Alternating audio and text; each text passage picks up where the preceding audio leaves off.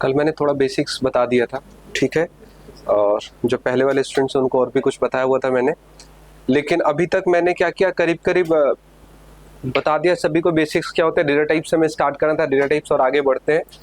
तो जिन स्टूडेंट्स ने नहीं लिखा होगा एक लाइन आगे का लिख लेगा और फिर हम लोग आगे बढ़ जाएंगे। जिन्होंने ऑलरेडी लिख रखा होगा एक छोटी सी डेफिनेशन लिख दिया। Data type it is use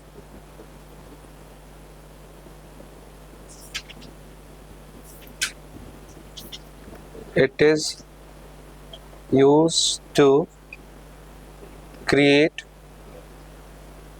variables। Simple सा लाइन आप याद रख सकते हो, it is use to create variables. What is the use of data type? Data type का यूज क्या है? वेरिएबल्स क्रिएट करना। इधर इधर फोकस करना। It is use to create variables, data type का यूज है। और यहाँ पर नीचे आपको क्या लिखना है? वेरिएबल का भी यूज लिख दो। वेरिएबल्स का यूज क्या होता है? It is use to hold और store data into RAM. Question ये उठता है कि हमें अगर कोई प्रोग्राम बनाना है तो हमें डेटा स्टोर करना पड़ेगा। डेटा स्टोर करना पड़ेगा, डेटा कहाँ स्टोर करेंगे? तो वेरिएबल्स के अंदर स्टोर करेंगे। तो हमें पता होना चाहिए, तो मैं लिख रहा हूं क्या? General syntax to create variable. आप वेरिएबल कैसे बनाओगे इसका जनरल सिंटेक्स में बता रहा हूं। वेरिएबल बनाने के लिए आपको क्या करना है? यूज करना, आपको लिखना है वैर, एक कीवर्ड यूज करना जावास्क्रिप्ट के अंदर, और फिर क्या लिखना है? नेम ऑफ वेरिएबल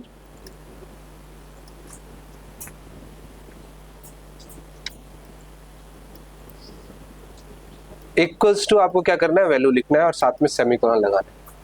अब देखो, आपको ध्यान रखना है कि अगर आप वैर नहीं लिखोगे तो भी वो एक्सेप्ट कर लेगा, सेमीकोलन नहीं लगाओगे तो भी एक्सेप्ट कर लेगा, कोई दिक्कत नहीं है। बड़े आराम से काम कर सकते हो, बगैर इन वेरिएबल्स को यूज किए भी आप बड़े आराम से काम कर सकते हो। तो आपको बस ये ध्यान रखना है, name of variables equals to value लिखना है आपको, और आपको कोशिश करना वैर के साथ स्टार्ट करना है।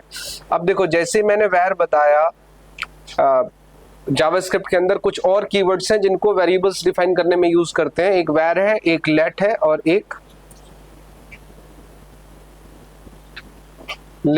एक कॉन्स्ट है। तीन कीवर्ड है जिनको आप यूज कर सकते हो, वैर, लेट और कॉन्स्ट को यूज कर सकते हो। केवल वैर को भी लेकर के चलते हैं कि वैर के थ्रू हम क्या करते हैं? वेरिएबल डिफाइन करते हैं। लेट और कॉन्स्ट जब मैं बताऊंगा तो आपको उसी समय समझना है। और मैं बता दूं, ये इतना इंपॉर्टेंट है, लेट और कॉन्स्ट इंटरव्यू का क्वेश्चन है, ठीक है। वैसे स्टार्ट करते तो बच्चे को नॉर्मल समझने के लिए, बच्चे को कुछ आता नहीं आता है तो पहला ही क्वेश्चन क्या पूछ दिया जाए? व्हाट इज डिफरेंस बिटवीन वैर, लेट एंड कॉन्स्ट। तो ये मैं डिफरेंस आगे चलकर आपको क्लियर कर दूंगा। अभी आप नॉर्मल वेरिएबल्स, कभी भी वेरिएबल्स बनाना तो वैर को यूज करना, विदाउट वैर नहीं बनाना है, ठीक है। अब मैंने कहा फॉर एग्जांपल, एक चीज और देखना है, यहाँ पर हमने क्या वैर लिखा? हमने लिखा x इक्वल्स टू 5। अब ध्यान से समझना, वैर x इक्वल्स टू मैंने 5 लिखा, तो यहाँ पर क्या होता है कि वेरिएबल ने क्या क्या कहा? ये वैर, एक वेरिएबल x, वैर ने क्या कहा? एक x वेरिएबल बनाने को कहा, और उसके अंदर क्या वैल्यू स्टोर रखने को कहा? 5 को स्टोर करने को कहा इसने। ये प्रोसेस है। तो हमें लगता है क्या कि हमें लगता है कि पहले वेरिएबल बना फिर वैल्यू स्टोर हुई, तो ऐसा नहीं है। हमें क्या देना है? इसके प्रोसेस को मैं नोट करा देता हूँ। इसके प्रोसेस को मैं नोट करा देता हूँ कि ये चलता कैसे है, ये कैसे चलता है, ये क्या होता है। देखो, ये क्या होता है? एग्जीक्यूशन जो राइट टू लेफ्ट होगा, राइट टू लेफ्ट होगा। स्टेप नंबर वन क्या होगा? इसके स्टेप को समझने की कोशिश करना। स्टेप नंबर 1 क्या होगा? सबसे पहले क्या होगा? Value stored into RAM. सबसे पहले क्या होगा? Value stored into RAM. RAM के अंदर वैल्यू स्टोर होगी, ये तरीका है। वैल्यू स्टोर इनटू रैम, तो ये रैम है, रैम के अंदर कोई स्पेस होगा जिसके अंदर ये वैल्यू स्टोर होगी 5। अब देखो, वैल्यू स्टोर्ड इनटू रैम। अब वैल्यू जो है वो 2 बाइट का हो सकता है, 10 बाइट्स का हो सकता है, 50 बाइट्स का हो सकता है, 1000 बाइट का हो सकता है, कोई फर्क नहीं पड़ता। Value store into RAM. तो ये रैम के अंदर वैल्यू स्टोर हो गई, सेकंड स्टेप स्टोर हुई, तो रैम में जहां स्टोर होगा उसका कुछ ना कुछ एड्रेस होता है, 1000 एड्रेस होता है, ठीक है। तो ये वाले हिस्से का जो राइट हैंड साइड पे है, ये हिस्सा पहले एग्जीक्यूट किया, और जो भी वैल्यू सप्लाई की जा रही है वो वैल्यू रैम के किसी हिस्से में जाकर के स्टोर होगी। जिस हिस्से में जाकर के स्टोर होगी रैम के, रैम जहां से स्टार्ट हो रहा होगा, जिस पॉइंट से स्टार्ट हो रहा है उसका कोई एड्रेस होगा, उस एड्रेस को हमने कहा क्या, 1000 एड्रेस बोल दिया कि 1000 एड्रेस, मान लो कि 1000 एड्रेस है। अब क्या होगा, कंपाइलर क्या करेगा, नेक्स्ट स्टेप इधर आएगा, इसके पीछे आएगा। तो सेकंड स्टेप क्या करेगा, मैं बस एक बार पहली बार नोट करा देता हूं कि आपके माइंड में सेट रहे, जब आप पीछे पढ़ोगे आपको समझ आएगा। सेकंड स्टेप क्या होता है, सेकंड स्टेप करता है क्या, चेक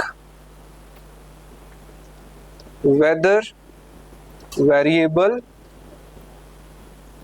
एग्जिस्ट और नॉट। एग्जिस्ट कर रहा है या नहीं कर रहा है, इन दोनों ही कंडीशन में, एक यस और दूसरा नो, एक यस और नो। तो नो वाली कंडीशन, वेरिएबल एग्जिस्ट नहीं कर रहा है, तो क्या करेगा, create a new variable, create a new variable and store address into it. Create a new variable and store address into it, ये काम है, पहला काम। अगर नहीं है तो क्या करेगा, नया वेरिएबल बनाएगा। तो हमारा अभी जो केस चल रहा है वो केस में क्या है, वेरिएबल एक्स ऑलरेडी डिफाइन है या नहीं है, डिफाइन नहीं है। आपने वेर एक्स लिखा हुआ है ना, तो ये डिफाइन नहीं है। तो ये क्या करेगा, 5 के बाद नया एक्स वेरिएबल बनाएगा। तो मैं क्या कर रहा हूं, मैं कह रहा हूं कि एक नया एक्स वेरिएबल बन गया, देखो ध्यान से, एक्स वेरिएबल बन गया, और इसका ये बॉक्स बनेगा, और इस बॉक्स के अंदर जो ये एड्रेस है वो एड्रेस इसके अंदर स्टोर हो जाएगा, ये एड्रेस स्टोर हो जाएगा। तो स्टोर होने के बाद ये इसको एरो लाइन से हम कनेक्ट कर सकते हैं, ये इसको पॉइंट कर रहा है, ये कॉन्सेप्ट है कि ये इसको क्या कर रहा है, पॉइंट कर। स्टेप वाइज मैंने नोट किया, पहले स्टेप में क्या करता है, पहले स्टेप में क्या करता है कि जो भी ऑब्जेक्ट है, जो वैल्यू है, उसको रैम के अंदर स्टोर करेगा, जहां स्टोर करेगा उसका कोई ना कोई एड्रेस होगा, उस एड्रेस को क्या करेगा, वेरिएबल के अंदर रखेगा। वेरिएबल के पास जो एड्रेस है, वेरिएबल एक्स के अंदर क्या रखा हो, तो आप तो कहोगे सर एक्स के अंदर तो 1000 आपने दिखाया हुआ है, लेकिन एक्स के अंदर जो रखा हुआ वो एक एड्रेस है, और हम कहते हैं कि एक्स की वैल्यू क्या है, तो उस एड्रेस पे जो भी डेटा रखा हुआ होगा वो उसकी क्या है, वैल्यू है। समझ में आ रही बात। तो अगर आपसे पूछा जाए what is the value of x, तो आप क्या कहोगे, 5 कहोगे। एक्स की वैल्यू क्या एक्चुअल में 5, एक्स के अंदर क्या रखा हुआ एक्चुअल में, वो तो 1000 रखा हुआ, एड्रेस रखा हुआ ऐसे। तो ये एक्चुअल थ्योरी है। हम लोग क्या करते हैं, अगर जल्दी में बनाना हो तो हम ऐसे भी बना देते हैं, एक्स बना और एक्स के ब्लॉक के अंदर क्या रख दिया, 5 रख दिया, ये समझ में आता है। लेकिन ये तरीका क्या है, रॉन्ग है, ये तरीका रॉन्ग है। वेरिएबल, जावा स्क्रिप्ट का जो वेरिएबल होता है, यहां नोट करके, अभी सेकंड का इसका यस वाला पॉइंट भी करने वाला हूं, नोट करके लिखो, all variables of JavaScript are reference type. Reference type. It means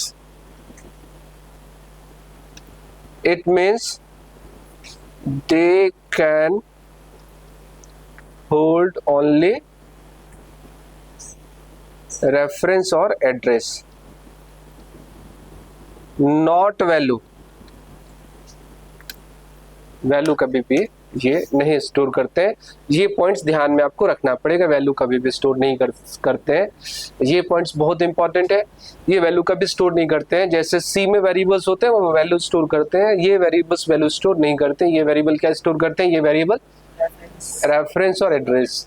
अगर रेफरेंस बोलने में दिक्कत आ रही है तो आप एड्रेस बोल सकते हो, लेकिन यहाँ पॉइंटर का कॉन्सेप्ट नहीं है, यहाँ रेफरेंस का कॉन्सेप्ट है, ठीक है, हमने ऐसा बोला। अब इसका सेकंड पार्ट रह गया, यस वाली केस में क्या होगा। यस वाले केस में देखो, समझने की कोशिश, यस वाले केस में क्या होगा, यस वाले केस में क्या होगा, जैसे मैं इसी में एक लाइन नीचे क्या करूं, मैंने कहा क्या, x इक्वल्स टू 25। देखो पहली लाइन x इक्वल्स टू 5 लिखा था, दूसरी लाइन में हमने क्या लिख दिया, x इक्वल्स टू 25 लिख दिया। तो x इक्वल्स टू 25 में क्या होगा, देखो इस लाइन को एग्जीक्यूट करो, कौन एग्जीक्यूट कर सकता है, इस लाइन को एग्जीक्यूट करेंगे तो किधर से एग्जीक्यूट होगा, कौन बताएगा मुझे, आप बता सकते हो। मैंने बोला था राइट टू लेफ्ट एग्जीक्यूट होगा, तो राइट में क्या है 25 का क्या करेगा, क्या करेगा 25 का address right to left execute करेगा। देखो मैंने ये क्या कहा था, मैंने ये लिखा है, देखो वेरिएबल्स का प्रोसेस कैसे होता है लेफ्ट टू राइट एग्जीक्यूट होने में। Value stored into RAM, 25 store होगा। सबसे पहले आपको क्या करना है 25 को स्टोर करना है। मींस अगर ये सेकंड स्टेप इसकी बात करें तो सेकंड स्टेप वाला क्या होगा, यहाँ पर क्या आएगा 25 स्टोर होगा और इसका कोई नया एड्रेस होगा। लेट्स से एड्रेस क्या होगा 2000 होगा, ठीक है। तो ये सेकंड वाले केस में क्या होगा, सेकंड वाले केस में क्या होगा, use same variable to hold address of value ना बोल के एड्रेस ऑफ ऑब्जेक्ट बोलते हैं, एड्रेस ऑफ ऑब्जेक्ट बोलते हैं। तो देखो ध्यान देना हमने कहा ये 25 हुआ, 25 का जो एड्रेस है वो एड्रेस क्या है 2000। देखो x इक्वल्स टू जब आपने 25 लिखा, ये वाली लाइन पे ध्यान देना, 25 राइट में जाएगा तो 25 वैल्यू को मेमोरी में रखेगा, तो 25 को मेमोरी में रखेगा तो कोई ना कोई नया एड्रेस आएगा। इसके बाद वो राइट हैंड साइड में, सॉरी लेफ्ट हैंड साइड में आएगा। जब वो लेफ्ट हैंड साइड में आएगा तो वो x देख रहा है, तो x को वो चेक करेगा क्या x ऑलरेडी मेमोरी में अवेलेबल है या नहीं है। तो x हमने पहले लाइन में लिखा हुआ है, x का ऑलरेडी मेमोरी ब्लॉक है तो नया मेमोरी ब्लॉक वो क्रिएट नहीं करेगा, वो सेम ब्लॉक यूज करेगा। x का जो ब्लॉक जहां पे 1000 रखा हुआ है इसको हटा करके इसके ऊपर क्या रख देगा। तो इस समय x के अंदर क्या स्टोर हुआ है 2000 हुआ है, यानी कि x का जो पॉइंटर है वो किसको पॉइंट कर रहा है 25 को पॉइंट कर रहा है।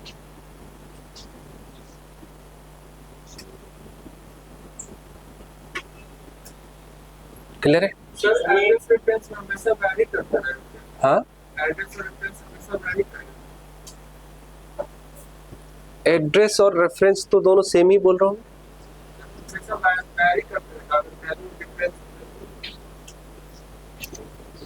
मैं नहीं समझ रहा हूँ क्वेश्चन, सही से बताओ क्वेश्चन। ये तो आप ये बताओ कि आप जैसे हमने कहा क्या, कहीं भी आप, ये पृथ्वी है ठीक है, इसके किसी भी टुकड़े का मीन्स चाहे वो 1 स्क्वायर फीट हो या 1000 स्क्वायर फीट हो, सबके अलग अलग एड्रेस है नहीं है। तो रैम के अंदर जो डेटा हम रख रहे हैं जहां रखोगे आप उसका एक अलग एड्रेस होगा। अगर एड्रेस अलग नहीं होगा तो उस डेटा को पहचान कैसे पाओगे। आप किसी चेयर पे किसी एड्रेस पे बैठे हो, उसी एड्रेस पे दूसरा तो नहीं बैठा हुआ है। अगर एक स्टूडेंट्स को मैं कहूं कि लेकर के कोई बुलाने आएगा तो आपको पहचानने के लिए क्या होगा, आपको पहचानने का एक तरीका होगा कि आपका जो नाम है, क्या नाम है आपका, आशुतोष नाम है। बाहर से कोई आए कि आशुतोष कौन है तो आशुतोष बोलेगा तो आपको समझ में आएगा, आप उठ जाओगे। दूसरा नाम नहीं पता तो क्या करेगा, कोई लेके आएगा कि first second third fourth row के अंदर जो सेकंड प्लेस पे बैठा हुआ, तो वो इसका एड्रेस हुआ ना, फोर्थ रो का सेकंड प्लेस पे जो बैठा हुआ उसको बुलाओ, तो ये एड्रेस का कॉन्सेप्ट होगा। तो जहां भी आप नया डेटा रखोगे वो एड्रेस नए एड्रेस पे जाएगा, वो कभी पुराने एड्रेस पे नहीं जाता है नॉर्मल प्रैक्टिस पे। और एक जगह डेटा रख दिया, वो डेटा बार बार मॉडिफाई होने लगेगा तो फिर कोई उसका फायदा नहीं है। क्लियर है? ऑनलाइन स्टूडेंट्स कुछ पूछना चाहते हैं, मैं जरा चेक कर लूं। काफी लोगों ने क्वेश्चन पूछा है। वॉइस ब्रेक हो रही है, एक ही स्टूडेंट का क्वेश्चन आया, मोहसिन कह रहे हैं वॉइस ब्रेक हो रही है। अच्छा अभी ठीक है?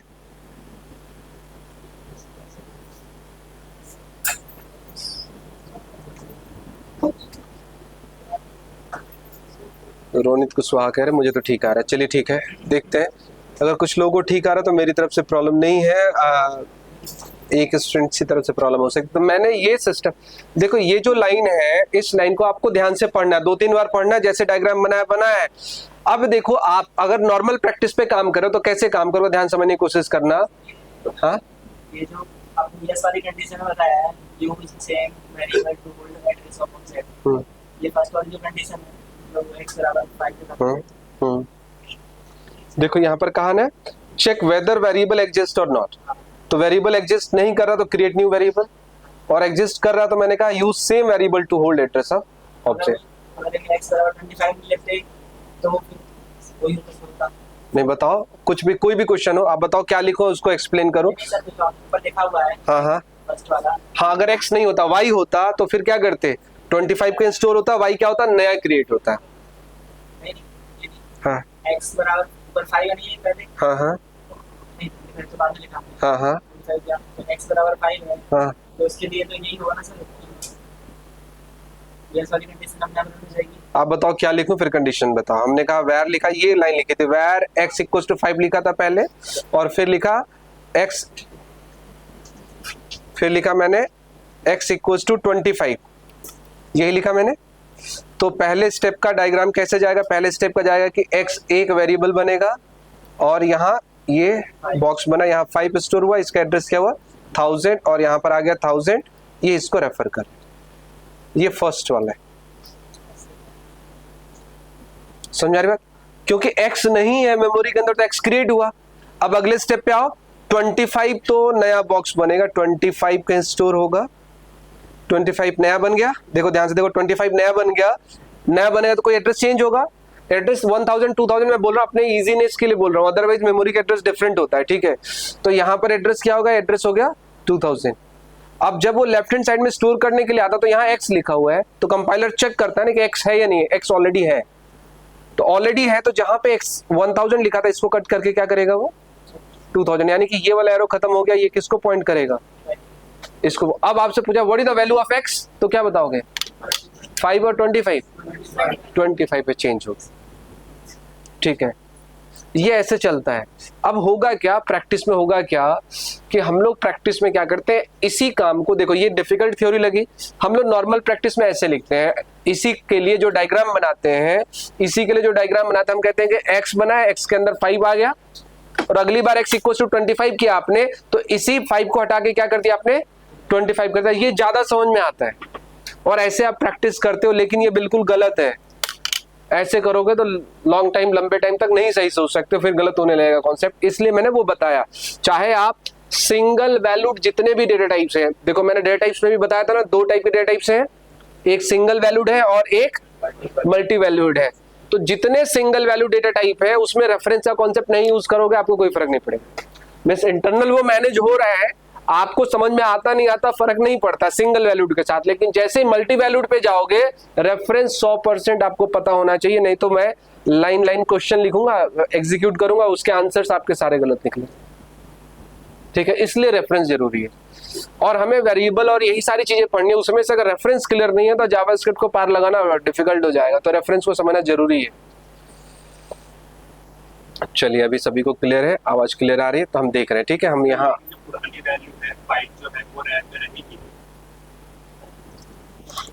जब आप x इक्वल टू ये वाली थ्योरी पे पढ़ते हो तो पुरानी वैल्यू रहती है, नहीं वैसे तो नहीं रहेगी, मतलब अपडेट हो जाएगी वैल्यू, लेकिन जो उसका एड्रेस पुराना वाला एड्रेस है वो रहेगी। चलो ठीक है, दिखाता हूँ, जरा ध्यान समझना, एक बार फिर लिखता हूँ, और इस बार थोड़ा और थ्योरी, इसको थोड़ा और बेटर वे में लिख देता हूँ, देखना जरा समझने की कोशिश करना। हमने लिखा वैर, और किसको क्या कहते हैं वो पूरा, वैर x इक्वल टू हमने 5 लिखा, यही थ्योरी थी। अब देखो क्या होगा, वैर x इक्वल टू 5, तो हमने कहा क्या ये 5 बनेगा, इसका कोई एड्रेस होगा 1000, ये x बनेगा और इसके अंदर आ गया 1000। अब ध्यान समझना, किसको, ये जो x है ये क्या है, रेफरेंस वेरिएबल, वेरिएबल कहना, ये रेफरेंस वेरिएबल है, reference variable can hold address only, can hold only address, ठीक है। ये रेफरेंस हो गया। इस बॉक्स का क्या नाम है, मैं कहूं कि इस बॉक्स का क्या नाम है, तो इस बॉक्स का नाम है क्या है, x है। इस बॉक्स का क्या नाम है, कोई नाम ही नहीं है, देखो नाम दिख रहा है क्या उसमें, कोई नाम नहीं, देखी हुई चीज पे विश्वास रखो, कई बार जो दिखाई देती है ना उस पर ट्रस्ट नहीं करते हम लोग, ठीक है। इसका नाम दिख रहा है, जैसे इसका कुछ नाम दिख रहा है क्या, दूसरे का नाम नहीं, नाम नहीं है, जानते हो इसको क्या कहते हैं, इसी को कहते हैं ऑब्जेक्ट। ऑब्जेक्ट की जो नॉर्मल डेफिनेशन है, ध्यान रखना ये बात अभी से मींस माइंड में सेट कर लो। Object is what, object is reserve,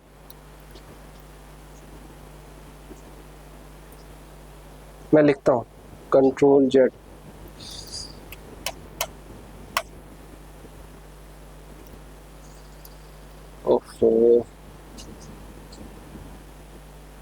object बोला मैंने, ऑब्जेक्ट की डेफिनेशन यहां लिख देता हूं,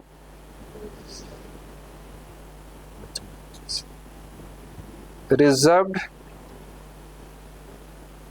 मेमोरी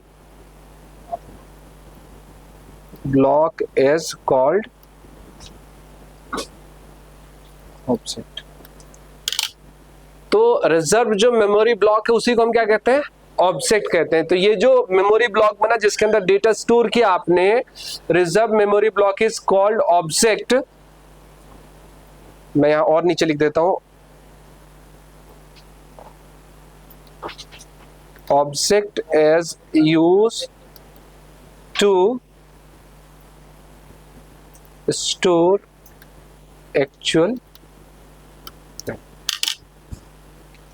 ऑब्जेक्ट के अंदर क्या स्टोर होगा, एक्चुअल वैल्यू ऑब्जेक्ट के अंदर स्टोर होगी। ये बात आपको ध्यान रखनी है, समझा रही बात, ऑब्जेक्ट के अंदर एक्चुअल वैल्यू स्टोर होगी। तो अगर मैं पूछूं कि 5 कहाँ स्टोर है, आपका 5 के लिए ऑब्जेक्ट एक बना हुआ है और उस ऑब्जेक्ट का जो एड्रेस है उसको कौन होल्ड करके रखा हुआ है, रेफरेंस वेरिएबल जो x नाम है वो होल्ड करके रखा हुआ है। तो reference variable is used to hold address of any object. अब देखो हमने क्या किया, अब मैं कहूं क्या कि हमने ये किया, जब तक ये लाइन लिखी आप बता सकते हो इस प्रोग्राम ये लाइन लिखने पे कितने वेरिएबल्स बने और कितने ऑब्जेक्ट्स बने, ऑनलाइन भी बताएंगे। जो मैंने लिखा x इक्वल टू 5 और ये डायग्राम बनाया है, तो कोई बताएगा सोच करके कि इस लाइन के लिखने पे कितने वेरिएबल्स बने और कितने ऑब्जेक्ट्स बने। ऑनलाइन स्टूडेंट्स आंसर देंगे कि जो मैंने पूछा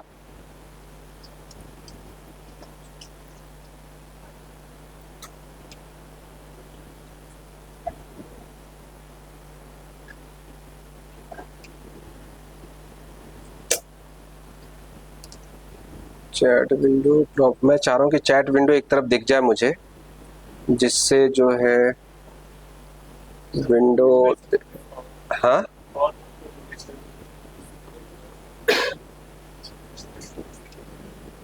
ये है ना,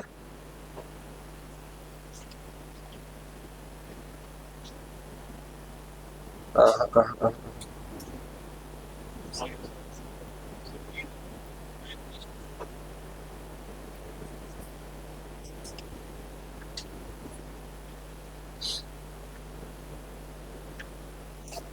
चलो ठीक है, मजा सा नहीं आ रहा है।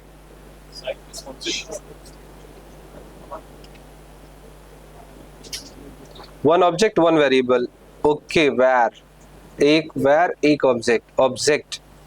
देखो ये पॉइंट समझना बड़ा जरूरी है, वन वैर और वन ऑब्जेक्ट्स कह रहे हो ना, पूरे प्रोग्रामिंग में इसी को लेकर के चलना, तो सबको समझ में आना चाहिए। अभी फिर अगली लाइन पूछने वाला हूं, सभी आंसर देंगे, ठीक है। अब बताना जरा, इसमें मैंने लिख दिया क्या, x इक्वल्स टू 25 लिख दिया। अब डायग्राम क्या होगा इसका, डायग्राम क्या, अभी आपसे पूछूंगा, अभी नोटबुक वगैरह लाए हो आप लोग या बस घूमते हुए आए हो, आज लाए हो ना, हाँ लैपटॉप पे लिखोगे, दिखाओ कैसे, लैपटॉप पे ऐसे डब्बे बना लोगे मैं डब्बे बनाते हुए पूछूंगा, ठीक है। देखो आपके लिए कितना इंपॉर्टेंट है ये डब्बे बनाना, बॉक्स बनाना, कहने का मतलब मेरे लिए सबसे ज्यादा इंपॉर्टेंट है। मेरी सारी प्रोग्रामिंग इसी पे बेस्ड है, हर चीज को मैं विजुअली आपको डायग्राम बना करके दिखाऊंगा, कोई ऐसी चीज नहीं है अब पढ़ रहे हो जैसे पढ़ो कोई बात है, हम हर चीज को विजुअली देखते हैं और उसी के बेसिस पे प्रोग्रामिंग करेंगे। विजुअली दिखेगा तो हम बेटर प्रोग्राम लिख पाएंगे, ठीक है। अभी मैं आपसे क्वेश्चन पूछूंगा कई सारे, इस पे बहुत सारे क्वेश्चंस आते हैं जो आप सॉल्व कर सकते हो अगर समझने की कोशिश करोगे तो, और जैसे ही सॉल्व करो कॉन्फिडेंस लेवल आपका बढ़ेगा, आपको पता चलेगा कि पहले क्या समझते थे और अभी में चेंज हो रहा नहीं हो रहा, आपको दिखाई देगा। हमने कहा x5 हो गया, ठीक है। अब x इक्वल टू 25 किया, मैं ब्लॉक्स बना रहा हूँ इसका, x इक्वल टू 25 का मैं ब्लॉक्स बना रहा हूँ, क्या होगा, y का बॉक्स बनेगा, सॉरी ये 25 आएगा, इसका एड्रेस 2000 हुआ और बाय रूल ये 1000 हटके यहाँ पे क्या आ जाएगा 2000 हो जाएगा, ये इसको रेफर कर रहे हैं। अब कोई बताएगा मुझे, अब क्या बताओगे, अब मुझे बताओ जरा सोच करके क्या हुआ यहाँ पर, अब कितने ऑब्जेक्ट्स और कितने वेरिएबल, हाँ नहीं टोटल कितने वेरिएबल्स है, टोटल कितने ऑब्जेक्ट्स हैं, पहला एक आंसर है मेरे पास, 2 object 1 variable, 1 object 1 variable, 1 object 1 variable, 1 object 1 variable. आप लोग की आंखें सही है, जो दिखाई देगा वो तो बोलोगे ना। देखो होता है एक्स्ट्रा ऑर्डिनरी आंसर आपको नहीं देना है, पहली बात ध्यान से समझो। प्रोग्रामिंग में जो सबसे सिंपल होता है, कई बार क्वेश्चन पूछा, अरे यार ये क्वेश्चन इसलिए पूछा है कि आंसर इसका कुछ अलग हो सकता है, जो दिखाई दे रहा है, जो आपको समझ में आ रहा है वही देखना है। सिंपल थ्योरी से प्रोग्रामिंग इतनी सिंपल है, हम उसको क्या करते हैं, कॉम्प्लिकेटेड बना देते हैं। यहां आपको देखो, ये 5 का ऑब्जेक्ट है और ये 25 का ऑब्जेक्ट है, तो दोनों मिला के 1 हुए 2 हुए, तो 1 क्यों बोल रहे हैं? हट कहाँ गया? हटा है, मिटाया मैंने। सर मतलब उसका 5 भी चेंज हो गया, एड्रेस भी चेंज हो गया। कहाँ एड्रेस चेंज हो गया? जिस डब्बे में रखा है उसी डब्बे में रखा है, वो चेंज तो एक्स का हो रहा है। सर वो मतलब अनडिफाइंड हो गया। अनडिफाइंड कैसे हो रहा है? मैंने, आप बोर्ड पे देखो, दिख रहा है। क्यों ऐसे मानोगे अनडिफाइंड? हाँ पूछो, कोई ऑनलाइन भी मैं जरा देख लो। अगर आप x की वैल्यू 5 कर देंगे तब भी दो ही वैल्यू को लेंगे ना, दो object. One object and one garbage value. Garbage value किसको कहते हैं? कोई गार्बेज नहीं होता है।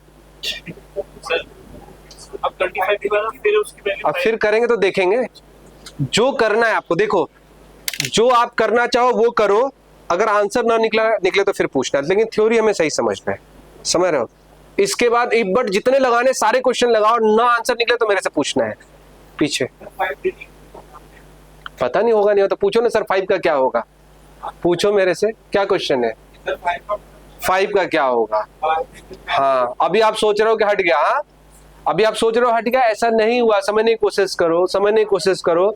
जब भी हम लोग करते हैं 5 मेमोरी में स्पेस बना, यहां पर इस बॉक्स के अंदर 5 है, ये रिजर्व है अभी, यानी कि इस बॉक्स पे कोई दूसरा डेटा जा ही नहीं सकता है। पहली बार, जब तक 5 है इसमें कोई डेटा नहीं जा सकता है, यानी कि मेमोरी एक बार रिजर्व हुई तो जब तक उसको अनरिजर्व नहीं करोगे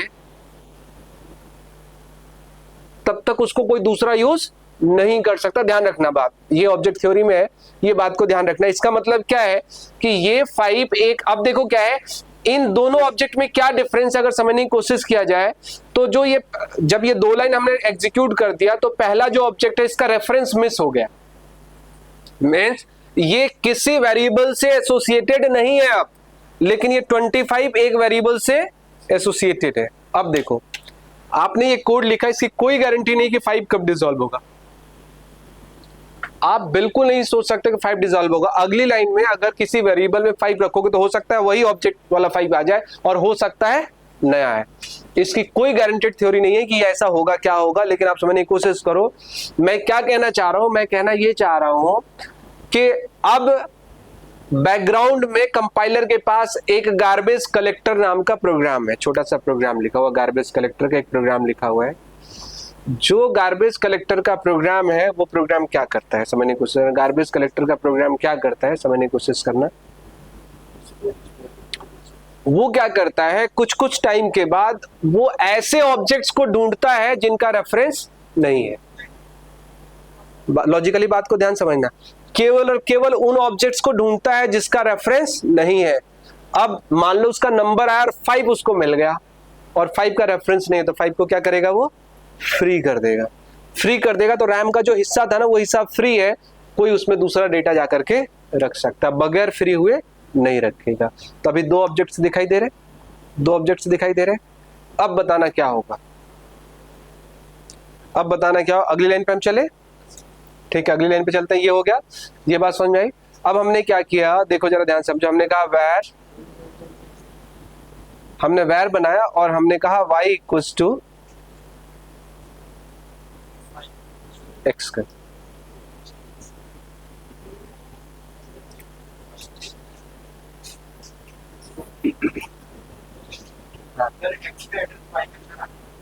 x का एड्रेस क्या है, x का एड्रेस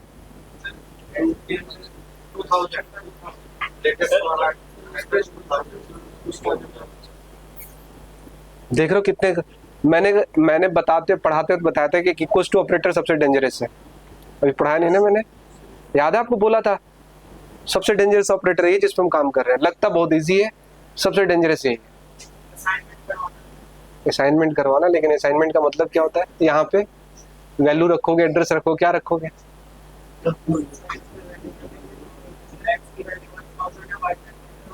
कराओ, बताओ क्या करो, कैसा डायग्राम बनाओ, बताओ बताओ डायग्राम कैसा बनाओ। नहीं, जो से नहीं होता, बताओ मैं यहाँ क्या लिखूं, अगर लिख पाऊंगा तो सही है। जो क्या होता है, तो यहाँ 25 लिखो, क्या लिखो, 25 लिख दिया, फिर अब क्या करूं? नहीं दिख रहा है आपको? हाँ, खड़े हो जाओ थोड़ी देर के लिए, नहीं दिख रहा है, थोड़ी देर के लिए खड़े हो जाओ। अब बताओ क्या लिखूं? तो असाइन कैसे करा? वाई के लिए क्या बनाओ? अगर बोलने वाली चीज आप कर पा रहे हो तो आपको समझ में आ रहा है, नहीं तो बस बोलते रहोगे। यही गैप है, इस गैप को पूरा करना है कि जो आप सोच रहे हो, जो आप बोल रहे हो, उसको लिख पा रहे हो, नहीं लिख पा रहे हो यहाँ पे? हाँ, नहीं लिख पा रहे हो तो ऐसी थ्योरी का क्या करना है जिसको हम सॉफ्टवेयर में लिख ही ना पाए? बैठो, समझने की कोशिश कर। हाँ, नहीं कैसे होगा ऐसे? जिसको लिख नहीं पाएंगे वैसे ही होगा, होगा वैसे जिसको लिख पाओगे आप। बैठ जाओ, बता दो।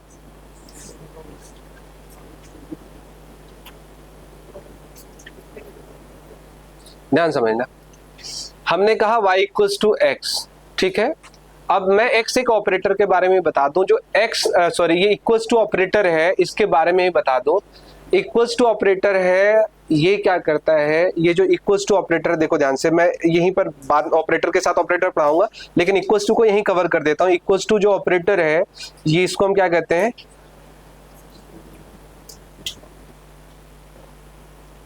असाइनमेंट ऑपरेटर कहते हैं।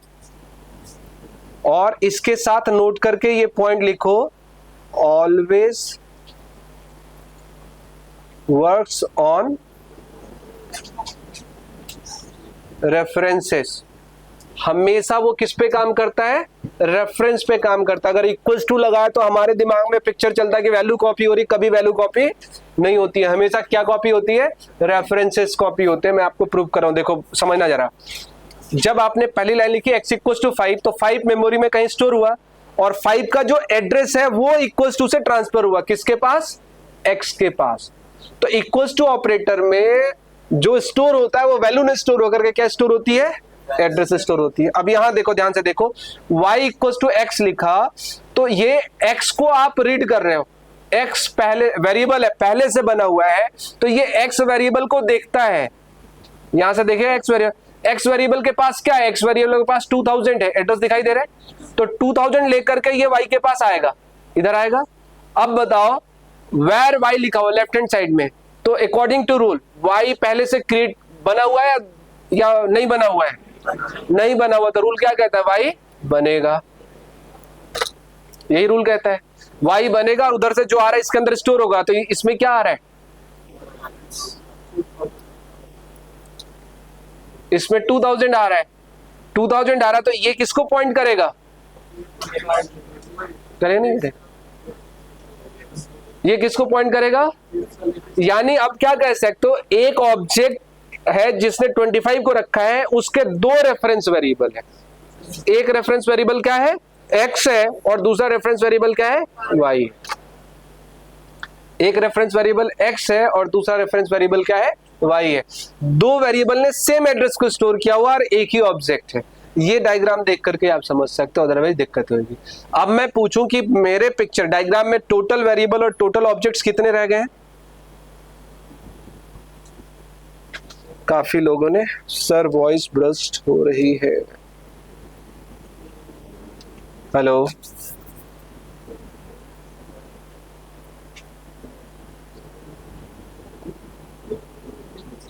सर ऑब्जेक्ट क्या है? मीनू कह रही है ऑब्जेक्ट क्या है? To object to memory. Object क्या है? देखो बता रहा हूं ऑब्जेक्ट क्या है। जैसे अगर आप समझने की कोशिश करो तो ऑब्जेक्ट क्या है? सब्जी मंडी गए हो आप लोग, सब्जी खरीदना, तो जो खरीद के लाते हो ऑब्जेक्ट है। ऑब्जेक्ट का कोई नाम नहीं होता है। जैसे मैं एग्जांपल बताता हूं, देखो ऑब्जेक्ट समझने की कोशिश करना। ऑब्जेक्ट और रेफरेंस में समझाता हूं ह्यूमन एग्जांपल से। किसी एक एग्जांपल ले लेता हूं, ठीक है, ऑब्जेक्ट और रेफरेंस के लिए। इधर क्या नाम है आपका? सिद्धांशु। मैं देखो ये डायग्राम बना रहा हूं, नाम रखा मैंने SIC, सिद्धांशु, यही नाम है, ठीक है। तो देखो समझने की कोशिश करो, ये जो सिद्धांशु का हमने कहा कि ये क्या है? ये ऑब्जेक्ट है। समझने की कोशिश करो, जो बॉडी है पूरा का पूरा क्या है? वो ऑब्जेक्ट, एक्चुअल ऑब्जेक्ट है। सारा डेटा किसके अंदर है? ऑब्जेक्ट के अंदर है। इनका नाम क्या है? उस ऑब्जेक्ट को पहचानने के लिए हमने एक वेरिएबल बनाया, उस वेरिएबल का नाम क्या है? सिद्धांशु। समझने की कोशिश करना, सिद्धांशु है, ठीक है। ये वेरिएबल सिद्धांशु है जो एक डेटा, एक ऑब्जेक्ट को पॉइंट कर रहा है, ये ऑब्जेक्ट है, ठीक है। जो एक्चुअल चेंजेस होते हैं ऑब्जेक्ट में होते हैं, वेरिएबल्स में चेंजेस नहीं होते हैं। आप देखो सिद्धांशु अगर यहां से घर चले गए तो घर पे जाकर के इनका रेफरेंस वेरिएबल चेंज हो जाता हो, घर पे जाके चेंज होता है, हो जाता, मुस्कुरा रहे हैं, कुछ सबके साथ होता है, ठीक है, कि भाई आप पढ़ने आ रहे हो तो आपका एक अलग नेम है और घर में जा रहे हो तो कुछ अलग नेम है। तो मान लो इनका अलग नेम है ABC, कुछ ऐसे कुछ भी नेम रख दो, ठीक है, बाबू, गुड्डू, ऐसे कुछ भी नाम जो है आपको देखा होगा, घर में रखा हुआ होगा आपका, मम्मी पापा दादा दादी ने बड़े प्रेम से प्यार से वो नाम रख दिया आपको, ठीक है। तो वो नाम चलता है, घर के लिए चलता है। तो आपके दो रेफरेंसेस है, ऑब्जेक्ट एक ही है। अब हमने क्या किया, ये सेम सिचुएशन देखो, डेटा जो 25 रखा हुआ ये एक सिंगल ऑब्जेक्ट है, इसके दो रेफरेंसेस है, सेम ऑब्जेक्ट के दो रेफरेंसेस है। ये बात बड़े ध्यान से समझने की कोशिश करना। तो एक्चुअल डेटा अगर मैं कहूं क्या, समझने की कोशिश करना, एक में ऑब्जेक्ट्स की अगर मैं रेफरेंसेस की बात करूं, एक को अगर चेंज करोगे, समझने की कोशिश, सिद्धांशु यहां आए, सिद्धांशु नीचे जा रहे उतर रहे मान लो, तो जो चेंजेस होते हैं वो इस वेरिएबल ने, इस ऑब्जेक्ट में चेंजेस होते हैं। मान लो उतरते हो तो ऐसा हो ना हो, यहां थोड़ा सा चोट लग गया इन्हें जिनने से उतर रहे थे। अब घर जाएंगे तो क्या बताओगे, जो भी इनका नाम है ABC नाम है, तो उनको उसमें चेंज दिखाई देगा नहीं दिखाई देगा?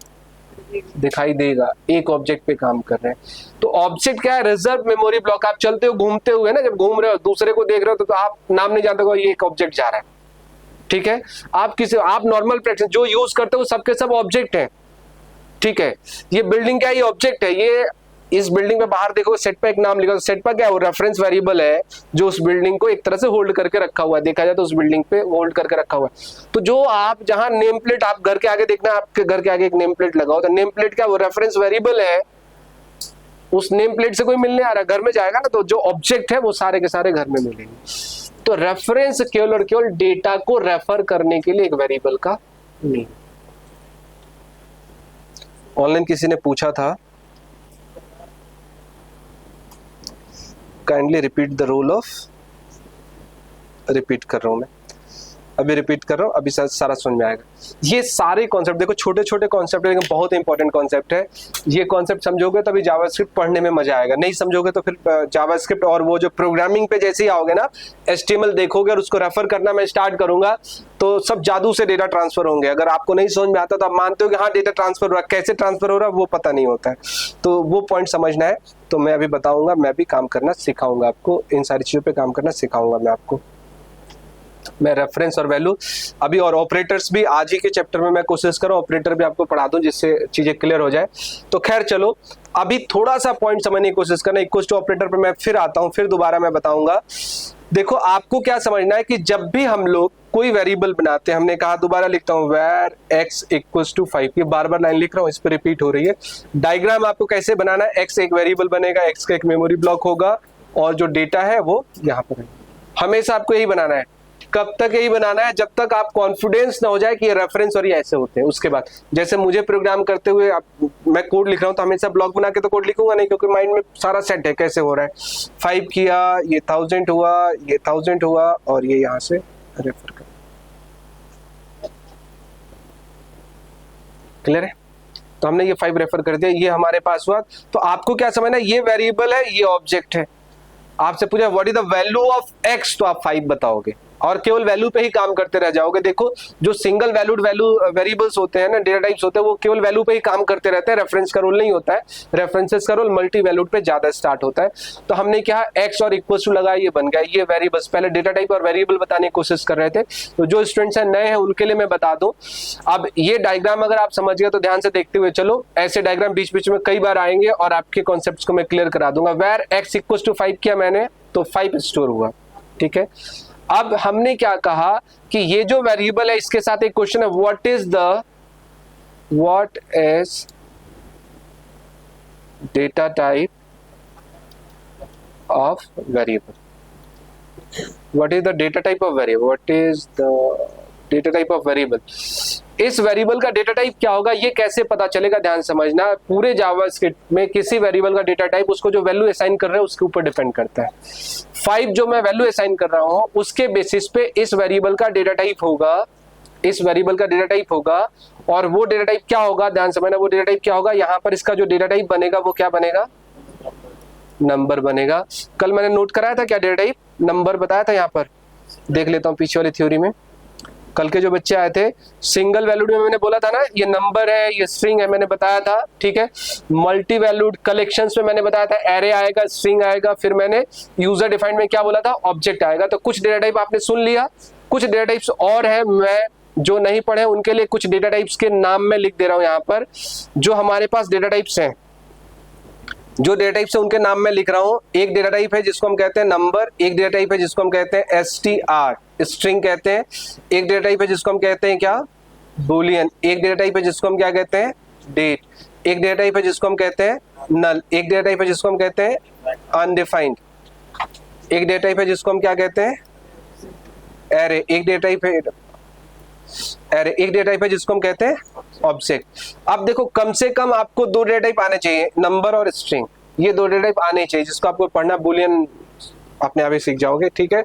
और इन दोनों को आकर के आप कुछ लिखना शुरू कर सकते हो, और ये दोनों आ गए तो आप पूरी प्रोग्रामिंग सीख जाओ।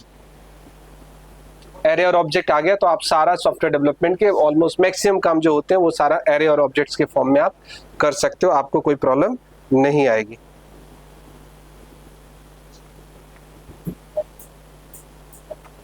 ठीक है, बात समझ में आ रही मेरी, मैं क्या कहना चाह रहा हूं।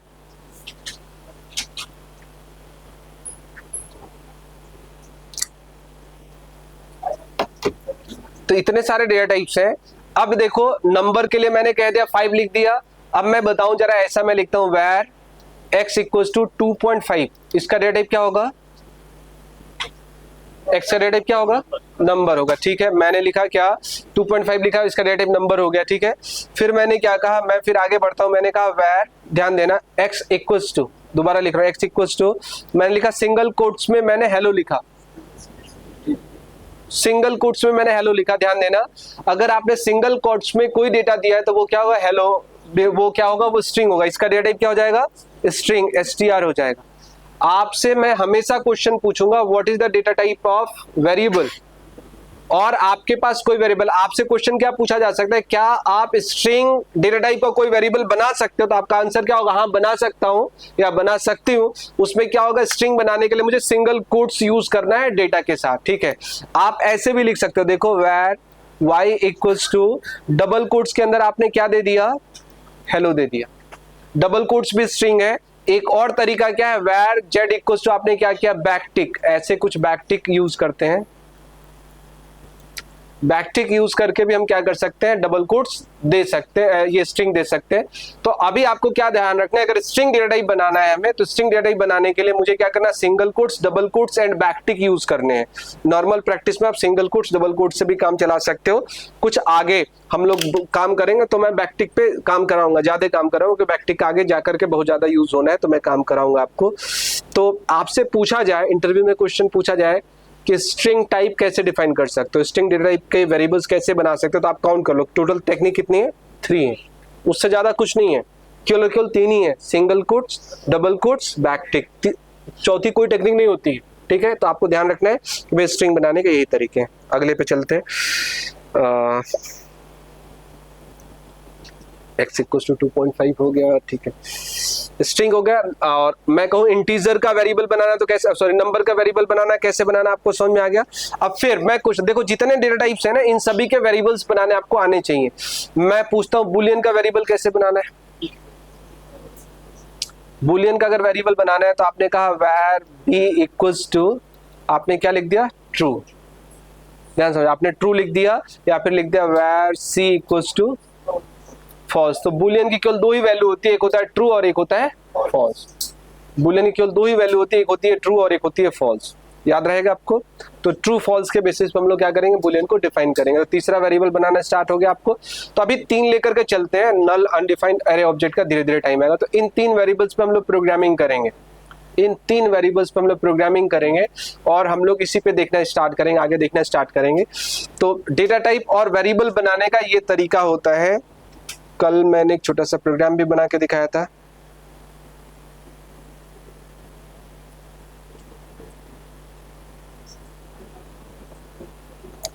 वॉइस क्लियर नहीं है,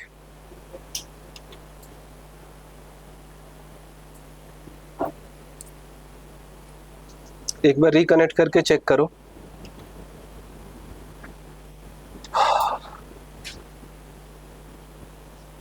वीडियो ऑफ कर दूं क्या मैं?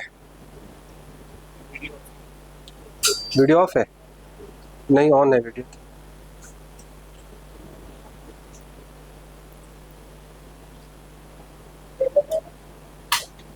अभी बताएं, सुन पा रहे हैं मुझे सही से?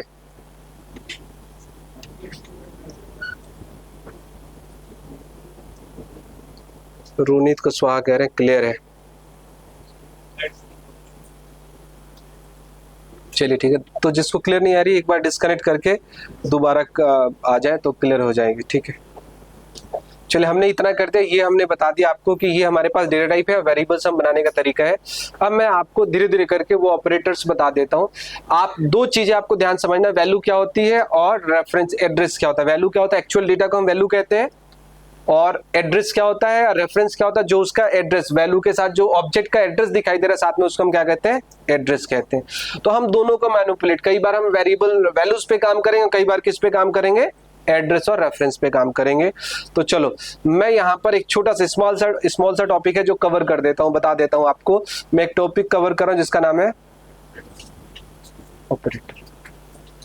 बहुत इजी सा टॉपिक है, ठीक है, काफी लोगों को आता होगा।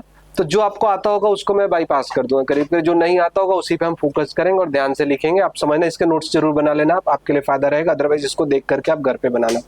तो पहला जो ऑपरेटर की कैटेगरी है उसको हम कहते हैं अरिथमेटिक ऑपरेटर। इसमें क्या क्या आते हैं ध्यान से देना, एक होता है प्लस, एक होता है माइनस, एक होता है मल्टीप्लाई, एक होता है डिवाइड, और क्या होता है, मॉडुलस होता है, और क्या होता है, इंक्रीमेंट हो गया, डिक्रीमेंट हो गया। अगर आप पाइथन पढ़ोगे ना तो ये क्या होता है, और एक और भी होता है, एक डबल स्टार भी होता है ना, यहाँ भी एक्सपोनेंट ऑपरेटर है, डबल स्टार है। तो टोटल कितने, 1 2 3 4 5, मेरे ख्याल से ये होता नहीं होता है, हाँ होता ही होगा, ठीक है। चलो ठीक है, अब मैंने लिख दिया तो होता ही है, देख लूंगा, ठीक है। ऐसी कई सारी चीजें हैं जो कम प्रैक्टिस में आते हैं, दिमाग से हट जाती है मेरे भी कई बार, लेकिन फिर भी देखो, plus minus multiply divide, plus plus minus minus. देखो इन ऑपरेटर के साथ मुझे बहुत सारी बातें नहीं करनी है, लेकिन आपको केवल और केवल एक चीज ध्यान रखनी है, नोट करके लिखो।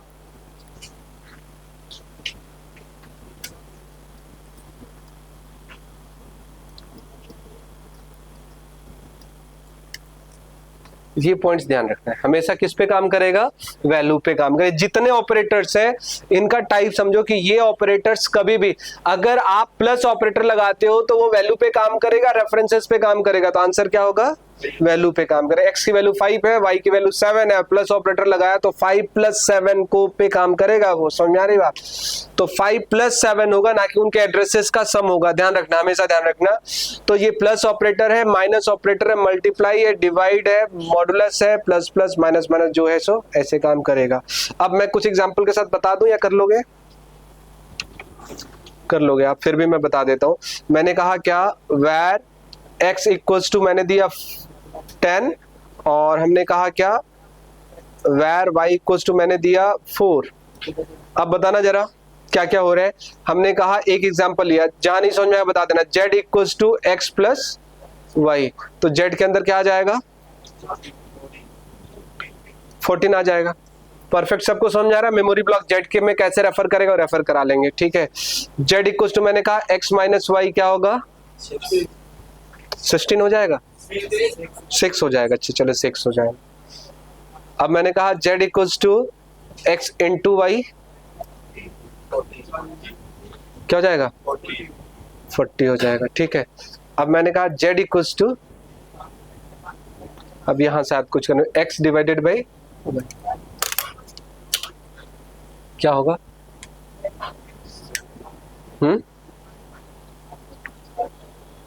x / y क्या होगा,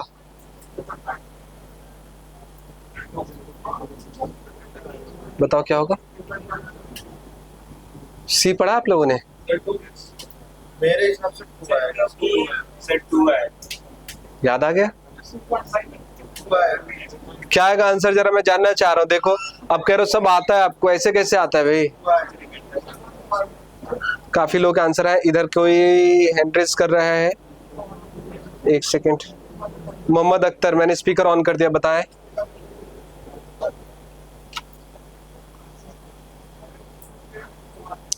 टू 2.5 ऐसे ही कुछ आएगा, फिर भी गारंटी नहीं है क्या आएगा। हाँ 2.5 आएगा। अच्छा, मैंने एक पॉइंट बताया आपको कि जो सबसे सिंपल हो वही आंसर देना। जो सबसे सिंपल हो वही आंसर देना। अच्छा ये बताओ, कोई बात नहीं, मुझे पता नहीं है, आप घर पे जाना, आपका कोई छोटा बच्चा है जो क्लास 1-2 में पढ़ता है, उससे पूछना जरा 10 को 4 से डिवाइड करें कितना आएगा। 2 बता देगा वो। आप किसी बच्चे से पूछोगे कि 10 को अगर 4 से डिवाइड करना है तो कितना आएगा, और आप बता देना, फिर जाके 2 आएगा तो कहेगा कौन से टीचर से पढ़ के आए हो। तो ये सब सी में होता था, ठीक है। क्यों इतनी कॉम्प्लिकेटेड थ्योरी बनाई है पता नहीं, ठीक है भाई। हम नॉर्मल मैथमेटिक्स में 10 को अगर 4 से डिवाइड करेंगे तो 2.5 ही आएगा, और यही आएगा। ज्यादा नहीं सोचना। पाइथन भी ऐसा सोचता है, जावास्क्रिप्ट भी ऐसा सोचता है। सी पढ़ते वक्त बताया जाता है कि integer divided by integer equals to integer. यहां ऐसी कोई थ्योरी नहीं है, सब नंबर है, number divided by number equals to actual number. समझा रही बात ना? तो ज्यादा दिमाग लगाने की जरूरत ही नहीं है, जो सिंपल हो सकता है। देखो जहां जावास्क्रिप्ट और पाइथन की मैंने एक खासियत देखी है, जो अपने पर्सनली फील करी है, कि जहां बिना बात के दिमाग लगाने की जरूरत नहीं है, वहां दिमाग न लगाओ, ठीक है। क्योंकि बड़ा कॉन्सेप्ट हो जाता था ना, उसके लिए सब मैचिंग करानी पड़ती थी। एक इंटीजर रखा है, एक फ्लोट रखा है, तब फ्लोट आएगा, अदरवाइज फ्लोट नहीं आएगा। तो इतनी सारी बातें सोचने की जरूरत है, यहाँ एक्चुअल रिजल्ट्स पे काम हो जाते हैं। तो क्लियर है, ऑनलाइन स्टूडेंट सभी को क्लियर है, तो इसमें कोई डाउट नहीं होना चाहिए। अब यहाँ पर x डिवाइडेड बाई y करेंगे तो क्या आएगा?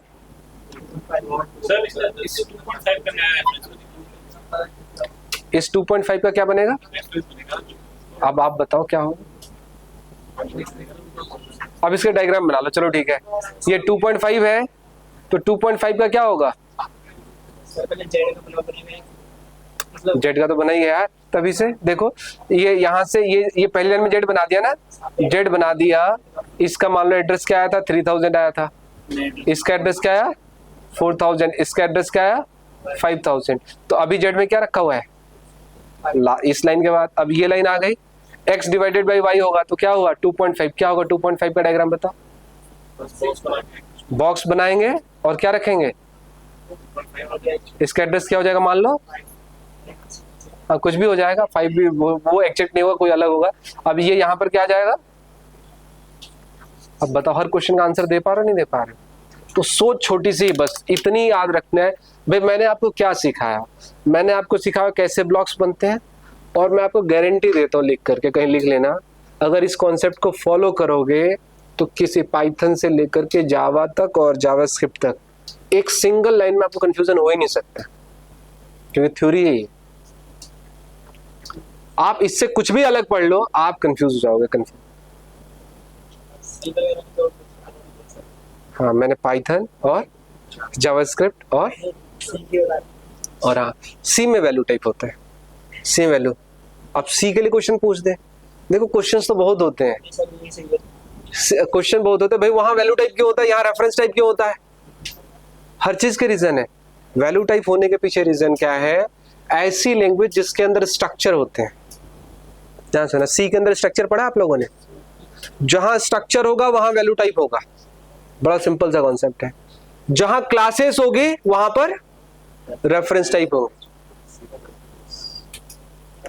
अगर मैं कह रहा हूं कि जावा को क्या कहते हो? ट्रू लूप्स कहते हो ना? जावा क्या कहते हैं? Everything class. तो जावा के अंदर नो वैल्यू टाइप। क्या होना चाहिए? सारी चीजें क्या होना चाहिए? रेफरेंस होना चाहिए। समझने की कोशिश करो।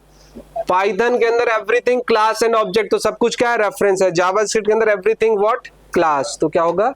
रेफरेंस होगा। जावास्क्रिप्ट थोड़ा बाद में जो ES5 कौन सा है, ES6 जो आया उसके बाद इसके रेगुलेशंस बने हैं बेटर। उसके पहले वैल्यू ऑब्जेक्ट इन सब की कोई वैल्यू नहीं, कदर नहीं हुआ करते थे। उसके बाद स्टैंडर्ड बने तब जाकर के ये आया है। तो जो कंपाइलर बनाया जाता है एक्चुअल में, तो उसके साथ बिहेवियर कैसे जुड़ा हुआ है, क्लास टाइप जहां होगा वहां रेफरेंस होगा, अदरवाइज नहीं होगा। C++ ऐसी लैंग्वेज जहां स्ट्रक्चर भी होता है और क्लास भी होता है, इसलिए वहां पर वैल्यू टाइप भी होते हैं और रेफरेंस टाइप भी होते हैं। अगर आप C#.NET पढ़ोगे तो वो ऐसी लैंग्वेज जहां स्ट्रक्चर भी होता है और वहां पे क्लास भी होते हैं, तो इसलिए वहां भी वैल्यू टाइप होते हैं और वहां पे रेफरेंस टाइप होते हैं। वैल्यू टाइप किसे कहेंगे, जो वैल्यू स्टोर करते हैं उसको वैल्यू टाइप कहेंगे, जो रेफरेंस स्टोर करते हैं उसको हम क्या कहेंगे, रेफरेंस टाइप कहेंगे। बड़ा सिंपल सा कॉन्सेप्ट है। क्लियर है यहाँ तक की बातें? तो ऑपरेटर यहाँ तक समझ में आ गया आपको? Modulus operator, online students operator समझ में आ गया यहाँ तक? X और X plus y is still address to their plus operator होता है, वैल्यू भी सकता है। यस सर, हाँ पूछे, क्वेश्चन पूछे आप X plus y ने रेफरेंस अपना स्केल किया, तो प्लस जो है उसको वैल्यू पे एक सकता है ना, प्लस जो है वर्क करेगा। नहीं, पूरा पूरा बताओ, आपका कहना है क्या? X+Y ने क्या नहीं दिया? X का एक अलग रेफरेंस था, y का एक अलग था, हाँ हाँ। बट प्लस ने उसका क्या करा कि वैल्यू ऐड। प्लस ने कहा क्या, देखो प्लस के साथ X और Y दोनों ऑपरेंड है, और प्लस का बिहेवियर क्या है कि उस ऑपरेंड से केवल और केवल क्या रीड करेगा, वो वैल्यू रीड करेगा। तो X की वैल्यू क्या थी, 10 थी, Y की वैल्यू क्या थी, 4 थी। इसलिए मैंने बताया आपको पहले ऑपरेटर बताते हुए कहते कि ये जो लाइंस ऑपरेटर है ये केवल वैल्यू रीड करते हैं। अब आपने ये दोनों को प्लस कर दिया, प्लस करने के बाद 14 है, 14 नए स्पेस पे कर इक्वल टू ऑपरेटर लगा। इक्वल टू ऑपरेटर हमेशा क्या रीड करता है, रेफरेंसेस। तो उसने क्या किया, इसका रेफरेंस उठा करके जेड में रख दिया। तो कॉन्सेप्चुअल बिल्कुल क्लियर कट ऐसे ही है और ऐसे ही काम चलते हैं। तो 10 और 4 का अलग से बॉक्स नहीं बनेगा, मतलब उसका रेफरेंस नहीं उठाएगा ये। किसका? देखो 10 4 का बॉक्स बना है, 10 ऐसे ऐसे 10 बना है, और ये बॉक्स, सॉरी कैसे बना है, पहले ये बॉक्स बना है, उसके अंदर 10 है ये, और इसका एड्रेस हम कुछ मान लेते हैं 1000 मान लो, और एक बॉक्स है जिसका एड्रेस क्या है 4 है, और इसका एड्रेस 2000 है, और यहाँ क्या है X है, और यहाँ क्या है Y है। इसके अंदर क्या है 1000, सॉरी ये क्या किया यार मैंने, आप समझ जाओगे ना, मैं ही गलत कर रहा हूँ थोड़ा। X हो गया और ये Y हो गया, समझ रहे हो? यहाँ पर क्या आएगा 1000 और यहाँ पर क्या आएगा 2000 आएगा। दिखाई दे रहा है सभी को? 1000 आ गया, 2000 आ गया। अब जब आपने X+Y किया तो देखो X से X का एड्रेस भी पढ़ सकते हैं, X का वैल्यू भी पढ़ सकते हैं। तो प्लस ऑपरेटर है तो वो अपने ऑपरेंड का क्या पढ़ेगा, वैल्यू पढ़ेगा। तो इसने क्या पढ़ा, यहाँ से 10 पढ़ा और यहाँ से क्या पढ़ा 4 पढ़ा, इन दोनों को प्लस किया 14। अब 14 कहीं और रखा गया और 3000 इसका आया। अब ये इक्वल्स टू ऑपरेटर तो हमेशा इधर से क्या लेके आता है, वो रेफरेंस लेके आया। तो जहां रखा गया उसका एड्रेस क्या 3000, तो जेड के अंदर पहली बार में क्या आ गया 3000 आ गया। समझा रहे हैं? अगले स्टेप पे जाओ X-Y, तो फिर X की जो वैल्यू होगी और Y की जो वैल्यू होगी दोनों वैल्यू में माइनस लगेगा, एड्रेसेस में माइनस नहीं लगेगा। ठीक है, एक सेकंड, एक कॉल था मेरा, अभी भी सोच लो।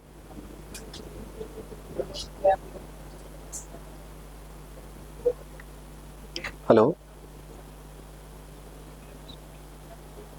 सर, नहीं देखा था सर उसका ना, वो एक्चुअल में क्या हुआ ना सर कि वहाँ से ना वो एक्सेस एक करना था सॉफ्टवेयर का, तो शायद वो एक्सेस में थोड़ा इशू आ गया, डेटाबेस एक्सेस नहीं कर पा रहे हम ना DFCCIL का।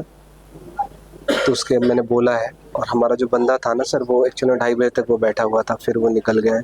तो मैं कुछ और उपाय, मैं किसी और को कनेक्ट कर रहा हूँ सर उसको करने के लिए ना। आज वैसे करा दूंगा सर मैं जैसे भी नहीं इसको। ठीक,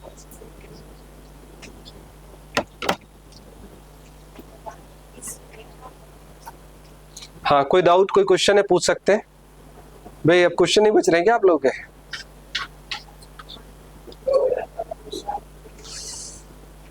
रितु का क्वेश्चन, सर वैल्यू एड्रेस में कुछ भी रख सकते हैं क्या? कुछ भी रख सकते हैं। अच्छा ये बताओ वैल्यू एड्रेस में कुछ भी रखने का क्या मतलब है, समझने की कोशिश कर। आपके घर का कुछ एड्रेस होता है, घर का कुछ एड्रेस होता है ना, कुछ एड्रेस में नंबर भी होते हैं, ठीक है, और स्ट्रिंग भी होते हैं। तो ठीक वैसे ही एड्रेस भी क्या है, एड्रेस में कुछ भी हो सकता, जैसे मैं बोल दे रहा हूँ 1000 बोल रहा हूँ ना, तो 1000 बोला तो 1000 को हेक्साडेसिमल में कन्वर्ट करके कोई एड्रेस बना हुआ होगा, समझ आ रही बात। तो मैं 1000 को वैल्यू भी मान सकता, भाई 1000 मेरे लिए, मुझे क्या 1000 रुपीज मिले तो 1000 क्या एक वैल्यू है, 1000 एड्रेस पे मैंने उसको रखा है, मींस 1000 एड्रेस मेरे घर में कोई बॉक्स का एड्रेस है, वहां पर मैंने उसको रख दिया है, वैल्यूज को रख दिया। तो आप जो वैल्यूज करें, वैल्यूज एक्चुअल डेटा है जिस पे आप काम करने वाले हो, वो डेटा एक्चुअल में रखा कहां जा रहा है उसको पहचानने के लिए एक एड्रेस की रिक्वायरमेंट होती है। सर हर मेमोरी का एड्रेस फिक्स होता है? हर मेमोरी का एड्रेस फिक्स होता है। और इसमें आपके घर का एड्रेस फिक्स है नहीं, ये बताओ? घर का एड्रेस फिक्स है ना, सबके घर का ऑलमोस्ट फिक्स होता है। मैं ऑलमोस्ट बोल रहा हूं कि सबके घर का ऑलमोस्ट एड्रेस, ये हो सकता है एक आदमी के कई सारे घर हो और एक आदमी का एक भी घर ना हो, ऐसा पॉसिबिलिटीज है, ठीक है।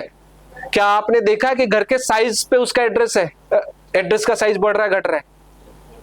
किसी का 10 बीघे में घर है, उसका एड्रेस का 10 बीघे का होगा? घर बड़ा होगा, एड्रेस तो उतना ही होगा, समझा रहे भाई। इसके पीछे वो जो एड्रेस वाला डब्बा है ना, वो सेम होता है, जो वेरिएबल का डब्बा है ना, वो सेम होता है, तभी सारे कॉन्सेप्ट्स बन पा रहे हैं, समझा रहे बात। जो हाँ, कितना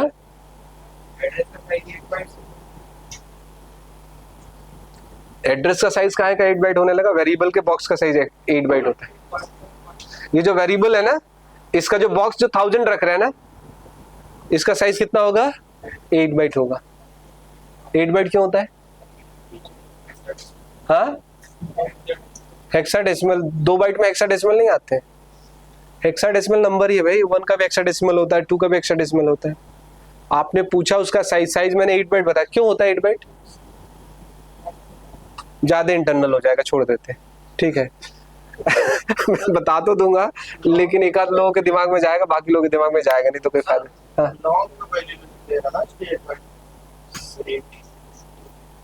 तो हम इंटीजर में दे देते हैं। सर इंटीजर में तो लिमिट है ना? क्या लिमिट है?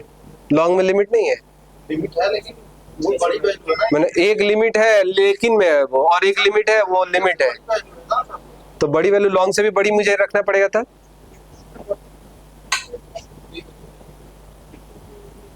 ऐसे आंसर्स नहीं हो सकते, ठीक है। जो आंसर से कट जाए ना, वो आंसर नहीं हो सकते। चलो ठीक है, ध्यान समझने की कोशिश करना। आप लोगों ने सुना है आजकल जो प्रोसेसर आ रहे हैं, सीपीयू, जो आपके मशीन में सीपीयू लगे, पहले आते थे, आपने सुना होगा जब इंडस्ट्री, जब मैं बीटेक कर रहा था, करीब 2000 में मैंने बीटेक करना स्टार्ट किया था, तो बीटेक जब 2000 में मैं कर रहा था, तो हम लोग मशीन लैंग्वेज प्रोग्रामिंग की बात करते थे, असेंबली लैंग्वेज की बात करते थे। 8085 वाला प्रोसेसर के लिए उस समय वो ऑब्सोलीट हो चुका था, लेकिन उस समय फिर भी प्रोग्रामिंग उसकी होती थी। 8085 जो प्रोसेसर होता था, 8 बिट का प्रोसेसर हुआ करता था।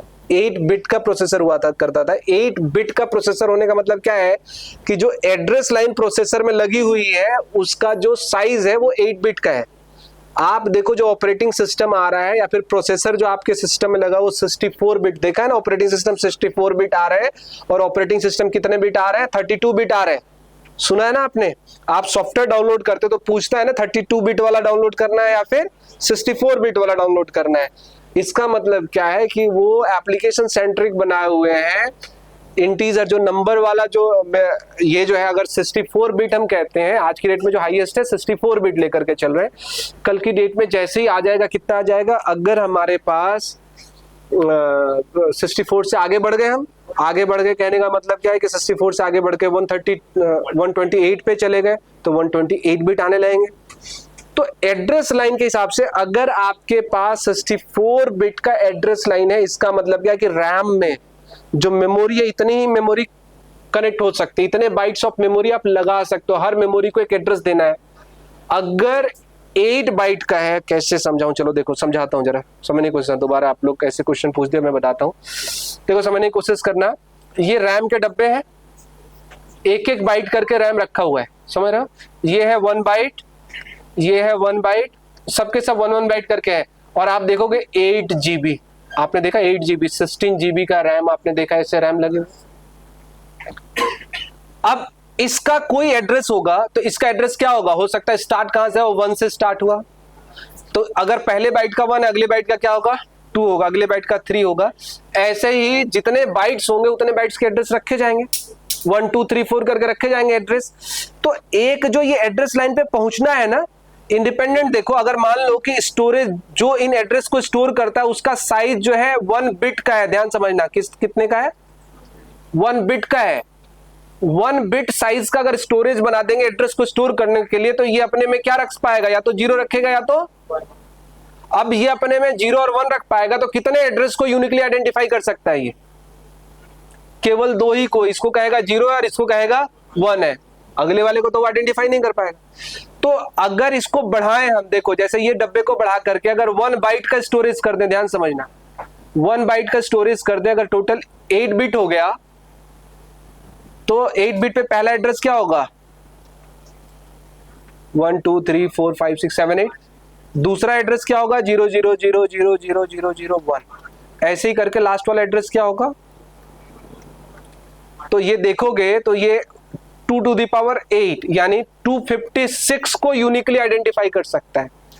अगर हमने कहा कि हमारे पास 64 बिट हम यूज कर रहे हैं, एड्रेस लाइन 64 बिट यूज कर रहे हैं, इसका मतलब क्या है कि जो मेमोरी जो रैम की है 2 to the power 64 bytes, maximum RAM लगा सकते हो, उससे ज्यादा रैम को हैंडल नहीं कर पाएंगे, फिर तरीका कुछ और लगाना पड़ेगा। अभी ज्यादा इंटरनल डेप्थ हो जाती है, ठीक है, मैंने थोड़ा बता दिया, थोड़ा आपने सुन लिया, आप ये मान कर इंटरनल, अभी इलेक्ट्रॉनिक्स की बातें हो गई और इंटरनल इलेक्ट्रॉनिक्स है जिसके अंदर हम जाकर के काम कर सकते हैं। तो हर चीज का रीजन है, अगर किसी एग्जामिनर को फेल ही करना है आपको, तो वो इतने क्वेश्चन पूछ ले कि आप फेल हो जाओगे, फिर तो आपको अपने टॉपिक पे रहना है। तो हमने कहा क्या, अब देखो ध्यान से, ये जितने वेरिएबल्स के बॉक्स बनते हैं सभी बॉक्स के साइज कितने होंगे, इस एक्स बॉक्स का साइज कितना होगा 8 बाइट का, 8 बाइट में 64 बिट, और इसका साइज कितना होगा, सी पढ़ते हो ना, इंटीजर के लिए बाइट है तो 1 बाइट का है, शॉर्ट है, इंट है, लॉन्ग है, इंट है तो कितने का है, इंट है तो 2 बाइट और 4 बाइट, आज की डेट में 4 बाइट कहते हैं, ठीक है, 4 बाइट का, लॉन्ग है तो कितना है 8 बाइट आप कहते हो ना। अब बताओ जरा, आपसे क्वेश्चन पूछ दिया जाए कि ये जो 10 जहां रखा है, ऑब्जेक्ट जो रखा है, देखो वेरिएबल का तो मैंने साइज बताया, ऑब्जेक्ट का साइज क्या होगा। अब हमारे पास दिक्कत क्या है, हमारे पास दिक्कत क्या है, जावास्क्रिप्ट पढ़ाते वक्त ऑब्जेक्ट का साइज चेक करने के लिए मेथड ही नहीं दिया है, पाइथन पढ़ते वक्त दिया है। अगर आप पाइथन पढ़ रहे हो तो वहां साइज ऑफ ऑपरेटर है जिससे ऑब्जेक्ट के साइज को आप क्या कर सकते हो, मेमोरी में चेक कर सकते हो। अब देखो ये जो ऑब्जेक्ट बन रहा है ये रन टाइम पे बन रहा है, तो ये ऑब्जेक्ट डायनामिक बनता है। अगर 1 2 3 4 5 रखा है तो कुछ कम बाइट, कम से कम 10 बाइट तो वो लेता ही है। सी का 2 बाइट से काम चलता था, ये 10 बाइट से स्टार्ट करते हैं, मेमोरी ज्यादा वेस्ट करते हैं ये लोग, पाइथन और ये दोनों मिल करके, लेकिन फ्लेक्सिबल ज्यादा है, समझने की कोशिश करना। तो ये क्या किया, स्टार्ट किया 10 बाइट से स्टार्ट किया, 10 50 50, आप नंबर बढ़ा दोगे तुरंत 10 का 50 हो जाएगा बाइट्स, 100 बाइट्स हो जाएगा। मींस ये बाइट्स को बढ़ा, जो ऑब्जेक्ट का साइज है ना, डेटा रखते हो तो ऑब्जेक्ट का साइज बढ़ जाता है, लेकिन जो ऑब्जेक्ट का साइज ठीक वैसा ही है, किसी का बड़ा घर हो गया, किसका छोटा घर हो गया, एड्रेस तो स्टोर करने का एड्रेस जो होगा सबका क्या होगा, सेम होगा, नहीं होगा। तो जो वेरिएबल का साइज है वो सेम बना दिया, ऑब्जेक्ट को क्या कर दिया, डायनामिक कर दिया, कि रन टाइम पे जब आपके पास डेटा आता है तो उसको मेमोरी ब्लॉक में रखते हो देख करके कि भाई इसको कितना जगह चाहिए, रख देते हैं और फिर उसके एड्रेस को हम क्या करते हैं, स्टोर कर लेते। ऑनलाइन स्टूडेंट्स कनेक्ट कर पा रहे हैं, गुड, कुछ लोग तो आंसर दे रहे हैं। इंट में 4 बाइट नहीं, C128, परफेक्ट। समझ में आ रहा है मेरी बातें, वैसे इजी बातें, आसान सी बातें, केवल कॉन्सेप्ट को मैंने यहाँ लेके आ गया, यहाँ कॉन्सेप्ट्स को डिस्कस करने लगा, ये सारी बातें हो गई। इधर नहीं समझ में आ रहा है, सही बताओ, समझ में आ रहा है, क्वेश्चन पूछ सकते हैं ना। पीछे उधर 4 लोग, फर्स्ट डे आप लोग का, नहीं समझ में आ रहा, कोशिश कर रहे हो ना समझने का, कोशिश करना पड़ेगा, ठीक है। देखो दिक्कत क्या होती है, कई बार हम ज्यादा डीप में पढ़ा देते हैं ना, तो डीप में पढ़ा देने के बाद होता है कि सर ने ज्यादा पढ़ा दिया, समझ में नहीं आ रहा, तो उसको इग्नोर कर दो ना। आपको अल्टीमेटली जिस लेयर पे आना उस पे लेके आएंगे, लेकिन कुछ लोग अगर डीप पे जाकर के स्टडी करना चाहते हैं, पढ़ना चाहते हैं तो पढ़ सकते हैं, ठीक है, इंटरनल पढ़ सकते हैं। अदरवाइज अभी तो हम फ्रंट पे आने वाले हैं, फिर वही प्लस माइनस ही तो करना, प्रोग्रामिंग मतलब plus minus multiply and divide, ये कर लो काम खत्म हो जाएगा, ठीक है। ये डेटा कहाँ रखा जा रहा है, स्टोर एंड रिट्रीव कर लो, काम खत्म हो जाएगा। तो मैंने कुछ पॉइंट्स बता दिया। और ये operator plus minus multiply divide का, अभी हम ऑपरेटर का टॉपिक पढ़ रहे हैं, arithmetic plus minus multiply divide, clear है सभी को। अब रिमाइंडर ऑपरेटर की बात करते हैं। अगला ऑपरेटर क्या है, मैं दोबारा यहां लिख देता हूं फिर से, where x equals to 10, where y equals to 20, ऐसा लिख दिया मैंने, ठीक है। अब सॉरी 20 नहीं था, क्या था, 4 था। अब बताना जरा, मैंने कहा क्या z equals to x modulus y, ऐसा लिखा मैंने। x मॉडुलस y का क्या मतलब है, ये रिमाइंडर देता है, मींस डिवाइड करेगा, जो डिवीजन के बाद बचेगा वो देगा ये। तो आप 10 को अगर 4 से डिवाइड करोगे, 10 को 4 से डिवाइड करोगे तो जेड में क्या आएगा, 2 आएगा, मींस ये ब्लॉक बनेगा 2 और इसका एड्रेस जो भी होगा ये जेड में आ जाएगा। तो रिमाइंडर ऑपरेटर है, इसका बड़ा यूज है। क्या यूज है कि अगर आपको ऑड नंबर और इवन नंबर फाइंड आउट करना है तो नॉर्मल प्रैक्टिस में हम क्या करते हैं, जो नंबर है उसको रिमाइंडर निकाल लो, कितने से, 2 से। अगर 0 आता है इसका मतलब क्या है, इवन नंबर है, और 1 आता है इसका मतलब क्या है, ऑड नंबर। समझ में आ रही बात। तो ये सिंपल सा कॉन्सेप्ट है, जिस कॉन्सेप्ट को यूज करके हम काम कर सकते हैं। तो यहां तक की बात से रिमाइंडर ऑपरेटर हो गया। और ये क्या है, इंक्रीमेंट और डिक्रीमेंट, पाइथन वालों ने हटा दिया इसको। जब मैं पाइथन पढ़ा था बड़ा खुश था कि ये ऑपरेटर बिना बात के बना है। प्लस प्लस माइनस माइनस बिल्कुल यूजलेस ऑपरेटर है,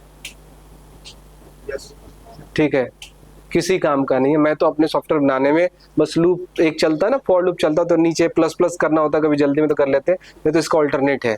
तो थोड़ा मैं एक लाइन बता देता हूँ, बहुत इसको डिटेल में हमें करने की जरूरत नहीं है। प्लस प्लस ऑपरेटर इंक्रीमेंट के सी पढ़ोगे तो पढ़ना जरूरी है, सी के क्वेश्चन ही ऐसे आता है, ऐसे क्वेश्चन पूछ देता है कोई इंटरव्यूअर, क्वेश्चन पूछ देता है क्या कि भाई बताना x इक्वल्स टू 2 है तो y इक्वल्स टू क्या है, plus plus plus plus x plus plus लगा दिया, एक आध प्लस प्लस और जोड़ देगा, 4-5 प्लस प्लस जोड़ देगा। अब आप सोचते रहो। अब मुझे लगता है इतना सोच करके डेवलपर बनने की क्या जरूरत है, यहाँ तो हमें क्या करना है, एक प्रोडक्ट का प्राइस 500 है, एक का 700 है, तो दोनों का टोटल बताना है। तो इस प्लस प्लस को करेंगे क्या, तो रियल प्रैक्टिस में नथिंग, कोई यूज ही नहीं है। पाइथन को हटा दिया, मैं बड़ा हैप्पी हूँ, ठीक है। मैंने देखा पाइथन में बहुत सारे बेकार की चीजें हटा दी है, जावास्क्रिप्ट हमने रखी है अभी भी, ठीक है, हो सकता है आगे चल के हटा दे।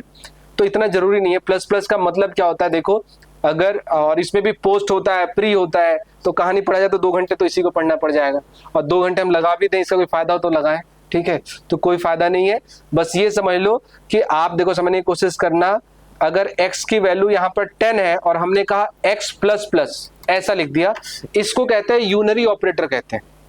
बस इसके साथ नाम क्या है, इसको हम यूनरी ऑपरेटर कहते हैं। यूनरी मींस जिसके साथ एक सिंगल ऑपरेंड लगता है। मींस देखो x है और x के ऊपर आपने प्लस प्लस लगा दिया, तो एक ही, ये जो x है इसको ऑपरेंड कहते हैं। जो यहाँ पर x प्लस वाई कर रहे हैं, x माइनस वाई कर रहे हैं, तो x और y ऑपरेंड हुआ। बाइनरी उनको कहते हैं जिन जो होता है हमारे पास जिसमें 2 ऑपरेंड हो। और तीसरा क्या होता है, टर्नरी होता है। टर्नरी ऑपरेटर का मुझे पहले बड़ा कम यूज दिखाई देता था, बड़ा कम यूज दिखाई। जब से मैंने डेवलपमेंट करना स्टार्ट किया, जब डेवलपमेंट करने लगा तो बहुत यूज देखता है। कई जगह प्रोग्रामिंग में हमें टर्नरी ऑपरेटर का यूज दिखाई देता, तो टर्नरी मैं आपको बताऊंगा और यूज भी करूंगा, क्योंकि डेवलपमेंट में बड़ा शॉर्ट कोड होता है। तो इफ एल्स पढ़ा लूंगा तो एक और ऑपरेटर टर्नरी पढ़ाऊंगा आपको। टर्नरी ऑपरेटर बड़ा यूजफुल है, डिटेल में मैं पढ़ाऊंगा आपको, कई सारे एग्जांपल दे करके पढ़ाऊंगा। तो इसका ये प्लस प्लस, इसका जो बेसिक मीनिंग है, इसका बेसिक x प्लस प्लस का मतलब क्या होता है, x equals to x plus. तो मुझे लगता है ये लाइन सबको समझ में आती है। तो अगर किसी वेरिएबल को एक इंक्रीमेंट देना है तो x प्लस प्लस करो या x प्लस 1 करो, बात एक ही। तो मुझे लगता है ये ज्यादा अच्छा समझ में आ रहा है। माइनस माइनस करोगे तो एक डिक्रीमेंट हो जाएगा, प्लस प्लस करोगे तो एक इंक्रीमेंट हो जाएगा। एक पोस्ट इंक्रीमेंट होता है, एक प्री इंक्रीमेंट होता है, इनके चक्कर में ना पड़ो, ठीक है। तो हमने ये बता दिया, plus plus minus minus multiply divide. तो ये टोटल कितने ऑपरेटर्स हो गए, 7 ऑपरेटर्स हो गए, दिखाई दे रहा है आपको। ये सभी ऑपरेटर्स किस पे काम करते हैं? वैल्यू पे काम करते हैं, वैल्यू पे काम करते हैं। ये लाइन मिस नहीं होना चाहिए। अगले ऑपरेटर पे आते हैं।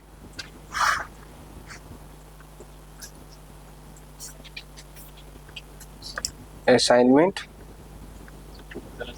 ऑपरेटर थोड़ा बहुत पढ़ा दिया है, ठीक है, फिर भी समझो क्या है। एक असाइनमेंट ऑपरेटर है, इक्वल्स टू है, पहला इक्वल्स टू है, और इसके बाद जानते हो क्या है? जितने ऑपरेटर्स है, जैसे प्लस है, प्लस के साथ इक्वल्स टू लगा दो, माइनस के साथ इक्वल्स टू लगा दो, मल्टीप्लाई इक्वल्स टू लगा दो, डिवाइड इक्वल्स टू लगा दो, मॉडुलस इक्वल्स टू लगा दो,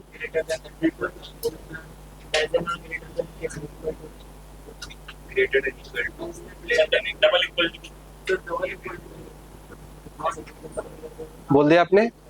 सारी लाइन गलत है, जितना बता रहा हूं इतना याद रखना है, ठीक है। उस कैटेगरी के पार्ट नहीं है वो, जितना बताया आपने सब गलत बताया, वो कोई असाइनमेंट ऑपरेटर नहीं है।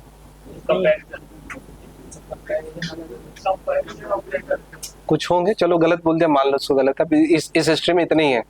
इसमें क्या है देखो, अर्थमेटिक ऑपरेटर जो आपने पढ़ा है ना, अर्थमेटिक ऑपरेटर्स के साथ जो प्लस प्लस और माइनस माइनस वाले उनको छोड़कर के उन सभी के साथ आप क्या करो, इक्वल टू लगा दो। इनको असाइनमेंट, ये असाइन करने के लिए यूज होते हैं इनको, और मैं बहुत यूज नहीं समझता, फिर भी कुछ बता दूंगा आपको। प्रैक्टिस में plus equal to minus equal to use कर सकते हो, बगैर यूज के भी काम कर सकते हो। ये इक्वल टू का समझना जरूरी है, बाकी सब एक जैसे, कैसे यूज करना मैं आपको बता दूंगा, ध्यान समझो।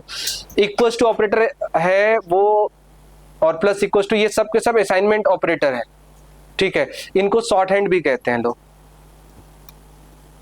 सी में शॉर्ट हैंड कहते हैं, बाकी में नहीं कहते, तो इनको शॉर्ट हैंड ऑपरेटर भी कहते हैं। हमारे यहाँ असाइनमेंट, पाइथन पढ़ो तो असाइनमेंट ऑपरेटर है, ये भी पढ़ो तो असाइनमेंट ऑपरेटर है। क्लियर, हमने यहाँ लिख दिया। अब समझने की कोशिश करो, यहाँ नोट करके लिखना है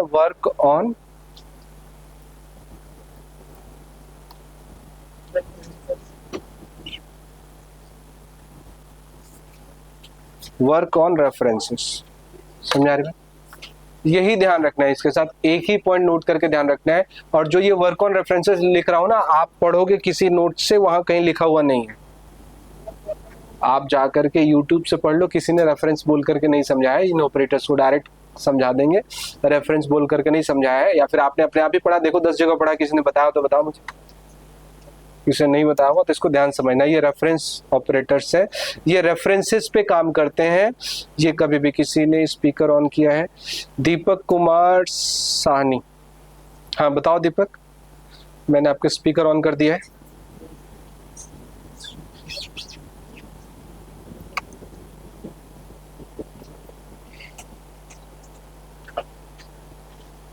दीपक आपकी आवाज नहीं आ रही है।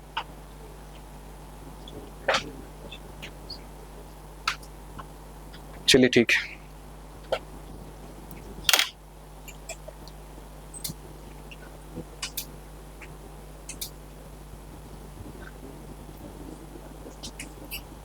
तो असाइनमेंट ऑपरेटर थोड़ा डिस्कस कर चुका हूं, तो मेरे ख्याल से आपको इजी लगेगा, ज्यादा समझ में नहीं आएगा, ज्यादा दिक्कत नहीं होगी समझने में।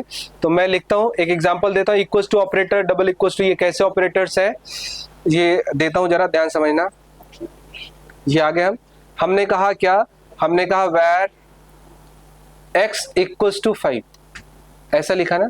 अब आप ध्यान समझो, यहाँ इक्वल्स टू ऑपरेटर है, means left, right hand side वाला लेफ्ट हैंड साइड में जाना है, लेकिन जाना क्या है हमेशा, रेफरेंस। लेफ्ट हैंड साइड से कुछ अगर इक्वल्स टू लगा तो मिलने वाला क्या है, मिलने वाला हमेशा क्या है, रेफरेंसेस से, कभी वैल्यू नहीं मिलती, हमेशा क्या मिलता है, रेफरेंस। इक्वल्स टू लगा है तो लेफ्ट हैंड साइड से जो डेटा कैलकुलेट होगा उसका रेफरेंस और एड्रेस ही मिलना है, इसके अलावा कुछ नहीं मिलना है। ये बात आपको हमेशा ध्यान रखना,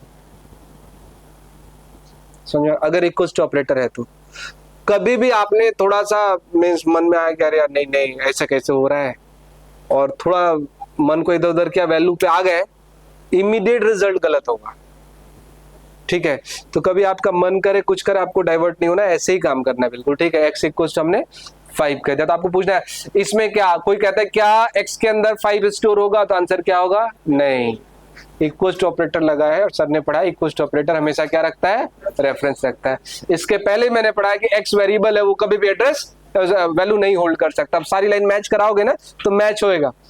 एक भी लाइन जो मैंने पीछे पढ़ाया और जो अभी पढ़ा रहा हूं, दोनों कोई लाइन कॉन्ट्राडिक्ट नहीं करेंगे एक दूसरे, करेंगे तो मेरे से पूछ दें।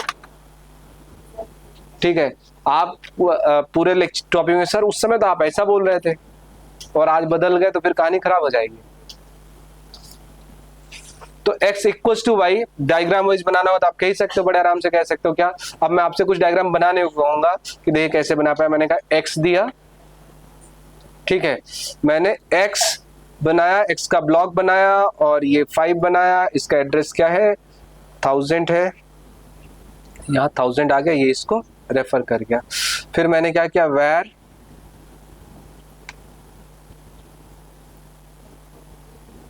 y इक्वल्स टू 10 बनाया और मैंने कहा where z इक्वल्स टू 20 और मैंने कहा x equals to y, y equals to z।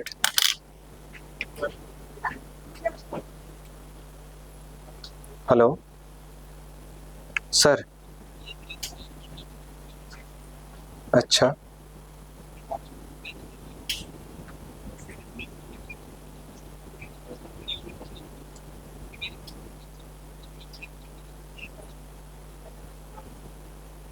हाँ हाँ,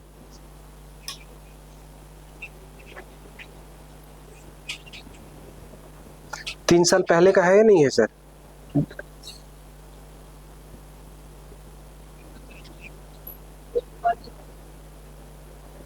ग्यारह 4/22 से 22 से 23, 23 से 24, 24 से नहीं सर, 3 साल नहीं हुआ सर।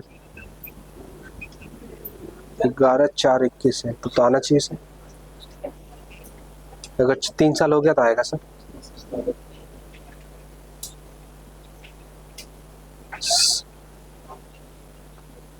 कुछ ना कुछ गलत हुआ है सर एंट्री में। आपके साइड पे देखिए कुछ ना कुछ गलत है सर, वो तो बिल्कुल टेस्टेड है।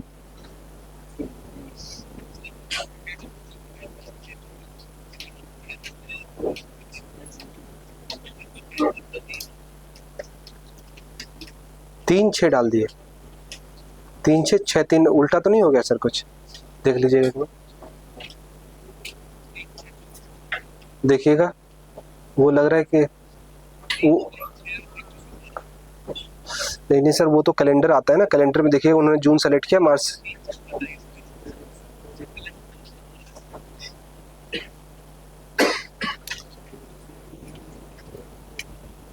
मैं सर आशीष को बोलता हूँ आपसे बात करके कोऑर्डिनेट करेगा। मैं एक लेक्चर में हूँ सर, इसलिए ज्यादा बात नहीं कर पा रहा हूँ। ठीक ठीक।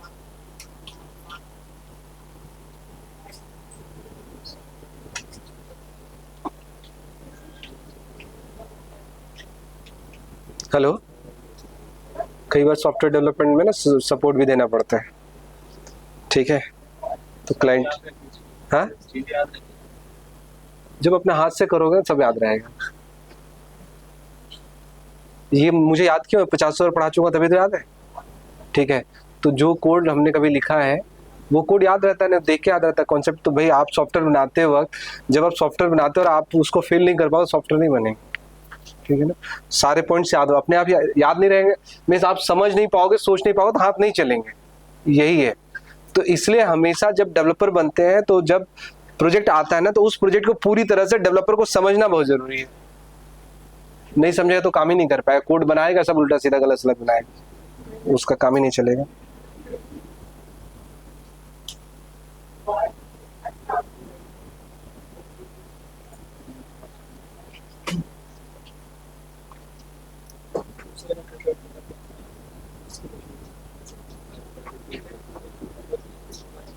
आशीष, प्रकाश सर से एक बार बात कर लो कि वो कह रहे हैं कि 3 साल हो गया और रिपेयर नहीं दिखा, वो रिन्यूअल नहीं दिखा रहा है। मुझे लग रहा है 3 साल हुआ नहीं होगा एंट्री में।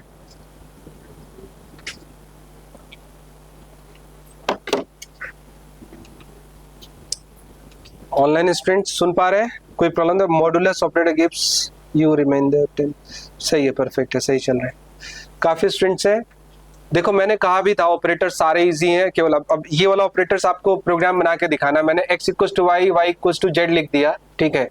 आगे का डायग्राम बना सकते हो क्या? मेमोरी ब्लॉक्स यहां तक होने के बाद किस ब्लॉक में क्या है? लाइन नंबर 1 ये है, लाइन नंबर 2 ये है, लाइन नंबर 3 ये है, लाइन नंबर 4 ये है, लाइन नंबर 5 ये है। अब आपको बताना है कि फाइनल स्टेज में x इक्वल टू वाई किया, y इक्वल टू जेड किया, तो कौन सा किसको रेफर करा। जल्दी अपना नोटबुक ओपन करो और नोटबुक में आप डब्बे बनाना स्टार्ट करो।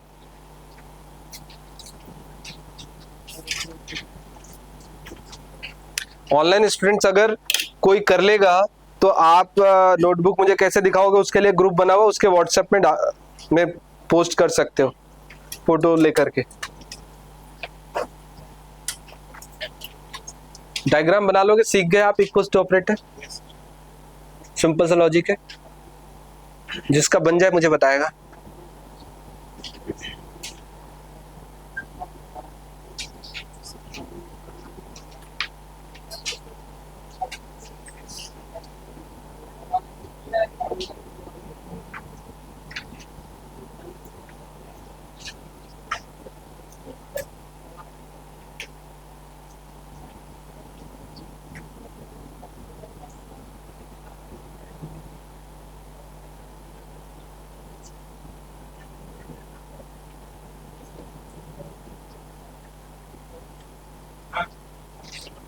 बना लिया?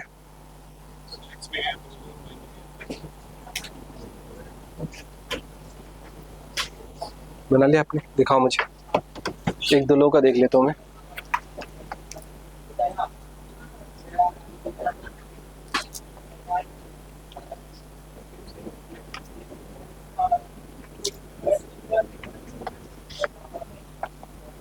x इक्वल टू वाई हुआ तो x के अंदर आपने कितना रख दिया, 2000 रख दिया।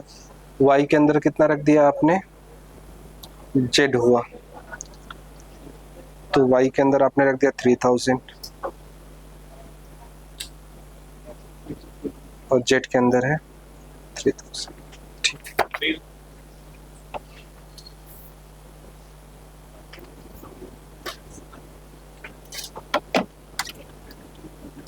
चलिए ठीक है, ध्यान से देखिएगा, मेरे ख्याल सब कर लेंगे। ये x इक्वल टू ये क्या, हमने इसका डायग्राम बनाना है तो हमने कहा y, और ये बॉक्स बना और यहाँ पर 10 आया और इसका 2000 कर दिया हमने, यहाँ पर 2000 आ गया।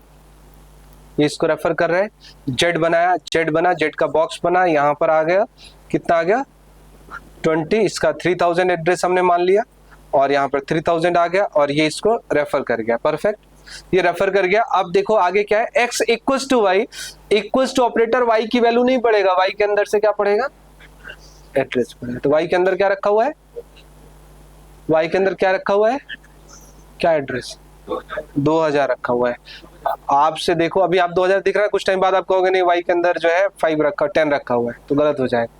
तो क्या पूछा जा रहा है वो, ये इसलिए ये डायग्राम जरूरी है। ठीक है, तो यहां से क्या होगा, जो y के अंदर 2000 है वो x में आएगा, तो x का ये हट गया और यहाँ पर क्या आएगा 2000 आ गया, और फिर y के अंदर z आ जाएगा, ये 2000 हट करके क्या आएगा 3000। अब अगर मैं आपसे पूछता हूं कि z की वैल्यू क्या है, वही क्या है, z की वैल्यू 3000, हाँ वैल्यू 20 है, यही बताओ ना, z की वैल्यू 20 है और y की वैल्यू क्या है, क्यों 20 है, क्योंकि उसके अंदर एड्रेस क्या रखा हुआ है 2000 रखा हो, z वाले का ही एड्रेस रखा हो, इसलिए उसकी वैल्यू क्या है 20 है। और x की वैल्यू क्या है,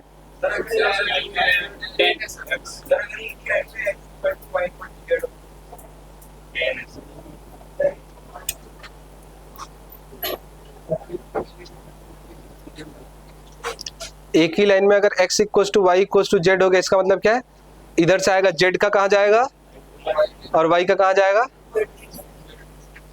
तो क्या होगा निकाल लेना, क्या होगा, z वाली वैल्यू सभी में चली, एड्रेस सभी में चली जाएगी। क्लियर है? ऑनलाइन कोई कुछ पूछ रहे हैं?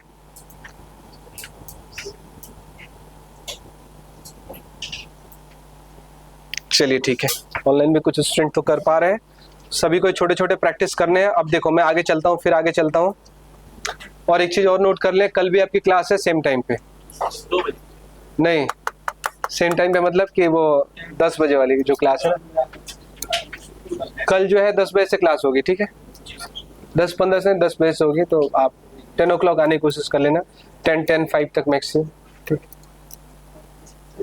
कल फ्राइडे फिर भी क्लास होगी, तो काफी लोगों की जो जावा और दूसरी वाली होगी शायद क्लास नहीं होगी, लेकिन ये वाली क्लास होगी। ठीक है, तो कल हम लोग कई सारे इंपॉर्टेंट टॉपिक कवर कर देंगे, तो कोई मिस ना करना। ठीक है, देखो कुछ चीजें जो मिस कर दोगे तो सारा खराब हो जाएगा सिस्टम। जैसे फंक्शन पढ़ाऊंगा, आपको लगेगा आपको आता, मिस कर दोगे तो सारा दिक्कत हो जाएगा। तो आप टॉपिक जो कॉन्सेप्चुअल टॉपिक हो एक भी मिस ना करना, अदरवाइज थोड़ी दिक्कत होगी, अदरवाइज फिर वीडियो से पढ़ना पड़ेगा आपको। बैक पैक कर रहे हो क्या? अभी पढ़ोगे ना?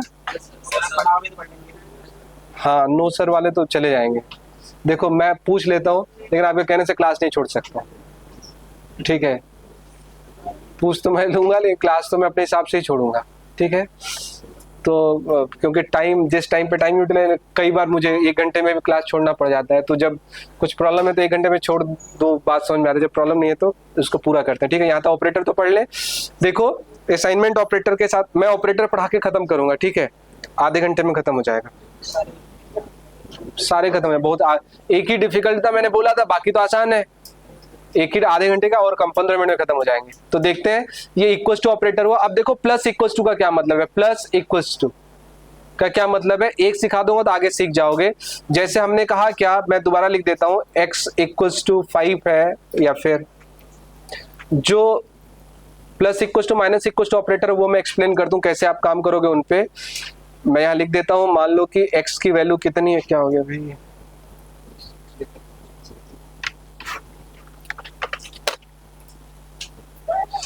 मान लो हमारे पास क्या है, हमारे पास where x इक्वल टू 10 है और where y इक्वल टू 20 है। मैंने क्या किया, मैंने लिखा x प्लस इक्वल टू 7, ऐसा लिख कर। देखो x प्लस इक्वल टू 7 लिखा, ये प्लस इक्वल टू ऑपरेटर लिखा, तो ये प्लस भी काम करेगा और इक्वल टू भी ऑपरेटर काम करेगा। तो देखो जरा, आप कभी भी इस ऑपरेटर पे काम करो, इसका बेसिक मीनिंग क्या है, इसका बेसिक मीनिंग क्या है, x equals to x plus 7। और देखो आपको अगर अपने आप समझना है तो क्या करना, अपने आप समझना, जब भी ये लिखा हुआ है ना, तो जब भी ये लिखा हुआ है तो इसका मीनिंग जो, देखो जो डेटा आएगा वो x में आएगा, ऐसे सोचना है आपको। इस इक्वल्स टू को हटा दो थोड़ी देर के लिए, यानी कि जो ऑपरेशन परफॉर्म होगा x प्लस 7 परफॉर्म होगा। x प्लस 7 है तो x प्लस 7, x की वैल्यू क्या है 10 और 7, तो क्या होगा 17, और वो स्टोर कहाँ हो जाएगी, x में स्टोर हो जाएगी। अगर मैं कहूँ क्या कि x की वैल्यू, मान लो कि अभी x की वैल्यू 10 है, मान लो, अब मैं लिखता हूँ कि x माइनस इक्वल टू 2, तो आपको जब इस पे परफॉर्म करना है ना, तो इस इक्वल टू को हटाओ पहले। क्या परफॉर्म करना है, x माइनस 2, तो x की वैल्यू 10 है, माइनस करोगे 2 तो कितना आएगा, 8 आएगा। तो अब x की वैल्यू क्या हो जाएगी, 8 हो जाएगी, बस इतना सा है। तो इक्वल टू हटा करके उसी में साइन कर दो तो वो वैल्यू सेम हो जाएगी। तो x plus equal to minus equal to multiply equal to आप इस ढंग से कर सकते हो। अगला जो ऑपरेटर है बहुत ज्यादा यूज होगा, वो ऑपरेटर क्या है, डिफिकल्ट नहीं, बहुत इजी है, बहुत ज्यादा यूज होगा। वो ऑपरेटर क्या है, देखो रिलेशनल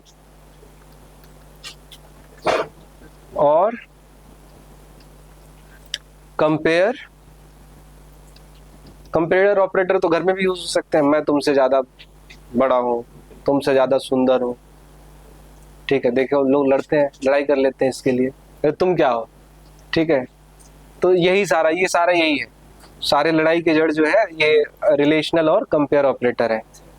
ठीक है, तो इसके लिए कुछ पॉइंट्स जो हमें, पहले तो इन ऑपरेटर्स का नाम बता दें। देखो क्या है नाम, यहाँ पर जावास्क्रिप्ट वालों ने कुछ ज्यादा बना दिया है, ये तो थोड़ी बात गलत करी, लेकिन फिर भी देखते हैं। एक ऑपरेटर है डबल इक्वल्स टू, एक ऑपरेटर है ट्रिपल इक्वल्स टू, जो बाकी जगह नहीं होता है वो ट्रिपल इक्वल्स टू। फिर एक ऑपरेटर है क्या, नॉट इक्वल्स टू, एक क्या नॉट डबल इक्वल्स टू, एक क्या है ग्रेटर देन, एक क्या है लेस देन, एक क्या है ग्रेटर देन इक्वल्स टू, एक क्या है लेस देन इक्वल्स टू। इतने होते हैं, इतने होते हैं, ठीक है, इतने ही होते हैं। अब ध्यान से, नॉट डबल इक्वल्स टू लगाया ना, ट्रिपल वाले नहीं, नॉट सिंगल वाले में और डबल वाले में लगता है, ठीक है। और थोड़ी देर के लिए आप इसको ना इग्नोर कर दो और इसको भी इग्नोर कर दो, जो एडिशनल है ना इग्नोर कर दो, इन दोनों इग्नोर। देखो डबल इक्वल टू, पहले इनके पॉइंट से पहला पॉइंट्स का है वर्क्स ऑन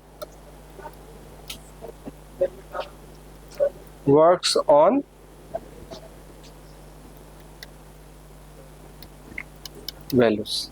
ये हमेशा किस पे काम करेंगे? वैल्यूज पे काम करेंगे। पहली बात आपको रेफरेंस और वो क्लियर है, ये वैल्यूज पे काम करेंगे। और दूसरा, पहला पॉइंट है, दूसरा क्या है? ऑलवेज रिटर्न्स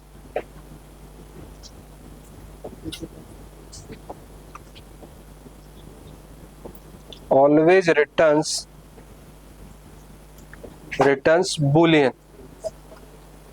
इनकी खासियत क्या? हमेशा बुलियन रिटर्न करेंगे। बुलियन रिटर्न करेंगे मतलब क्या रिटर्न करेंगे? ट्रू और फॉल्स। बुलियन रिटर्न करने का मतलब क्या करेंगे? ट्रू रिटर्न करेंगे। इसलिए इनका एक स्पेशल यूज होता है जहां हम यूज करते हैं। तीसरा लिख लो,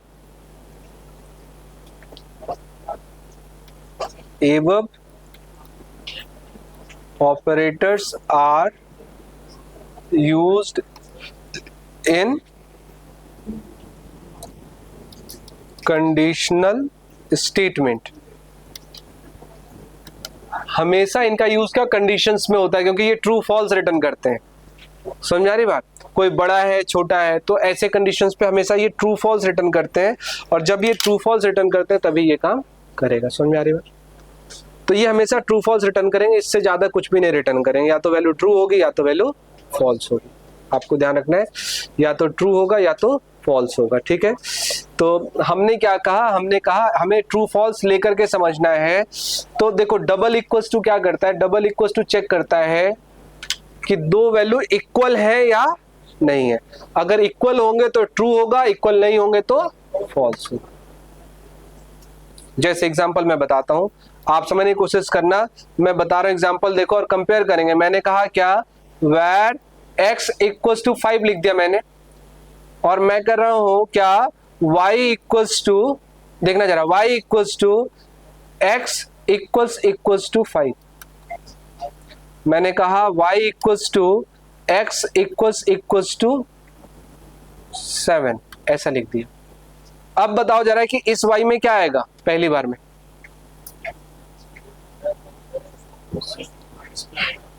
ट्रू कि बुलियन वैल्यू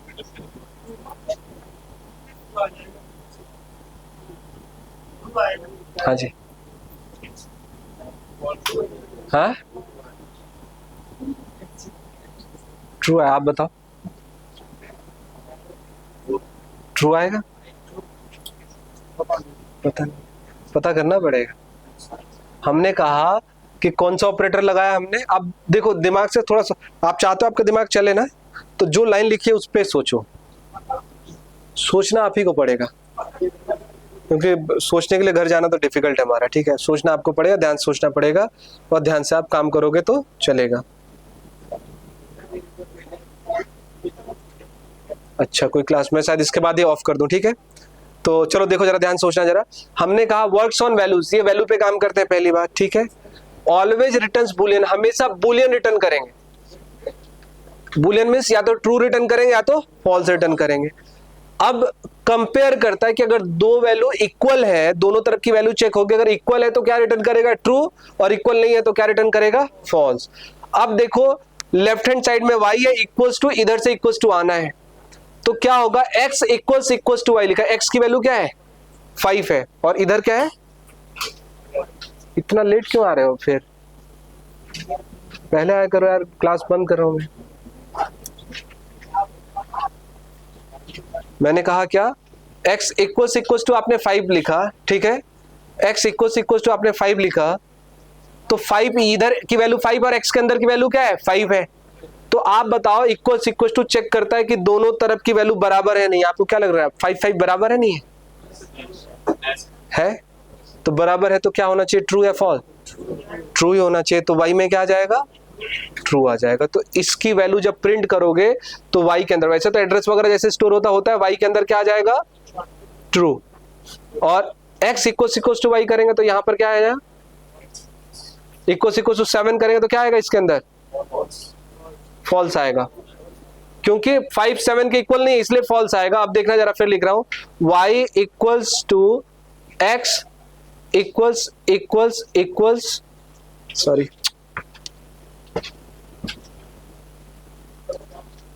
देखो सिंगल कोट्स के अंदर मैंने 5 दिया, ध्यान देना जरा, यहां पर डिफरेंस है, x equals to single quotes. अब लॉजिकली देखा जाए तो यहां पर क्या है, 5 है, नंबर वाला 5 है, और यहां पर कौन सा 5 है, स्ट्रिंग वाला 5 है। ये जो डबल इक्वल्स टू है, ये double equals to data type को मैच नहीं करता है, केवल वैल्यूज को मैच करता है। तो ये 5 और ये 5 क्या हो जाएंगे, ट्रू हो जाएंगे। बस डिफरेंस क्या है, y equals to X triple equals to लगाओगे और यहां पर क्या लगाओगे आप, 5 लगाओगे, तो इसका जो रिजल्ट आएगा ये क्या आएगा, डेटा टाइप चेक करेगा। तो जहां ट्रिपल इक्वल्स टू आ गया वो डेटा टाइप पे भी काम करता है, double equals to data type पे काम नहीं करता। क्लियर है? बाकी लैंग्वेज के अंदर ट्रिपल इक्वल्स टू नहीं होता, डबल इक्वल्स टू जो होता है वही बाय डिफॉल्ट डेटा टाइप पे काम करता है। ठीक है, तो चलिए खैर, ये पॉइंट समझ में आया। इससे आगे की कहानी मैं कल के लेक्चर में एक्सप्लेन करूंगा, ऑपरेटर्स थोड़ा बच गया, अभी कल के लेक्चर में एक्सप्लेन करूंगा।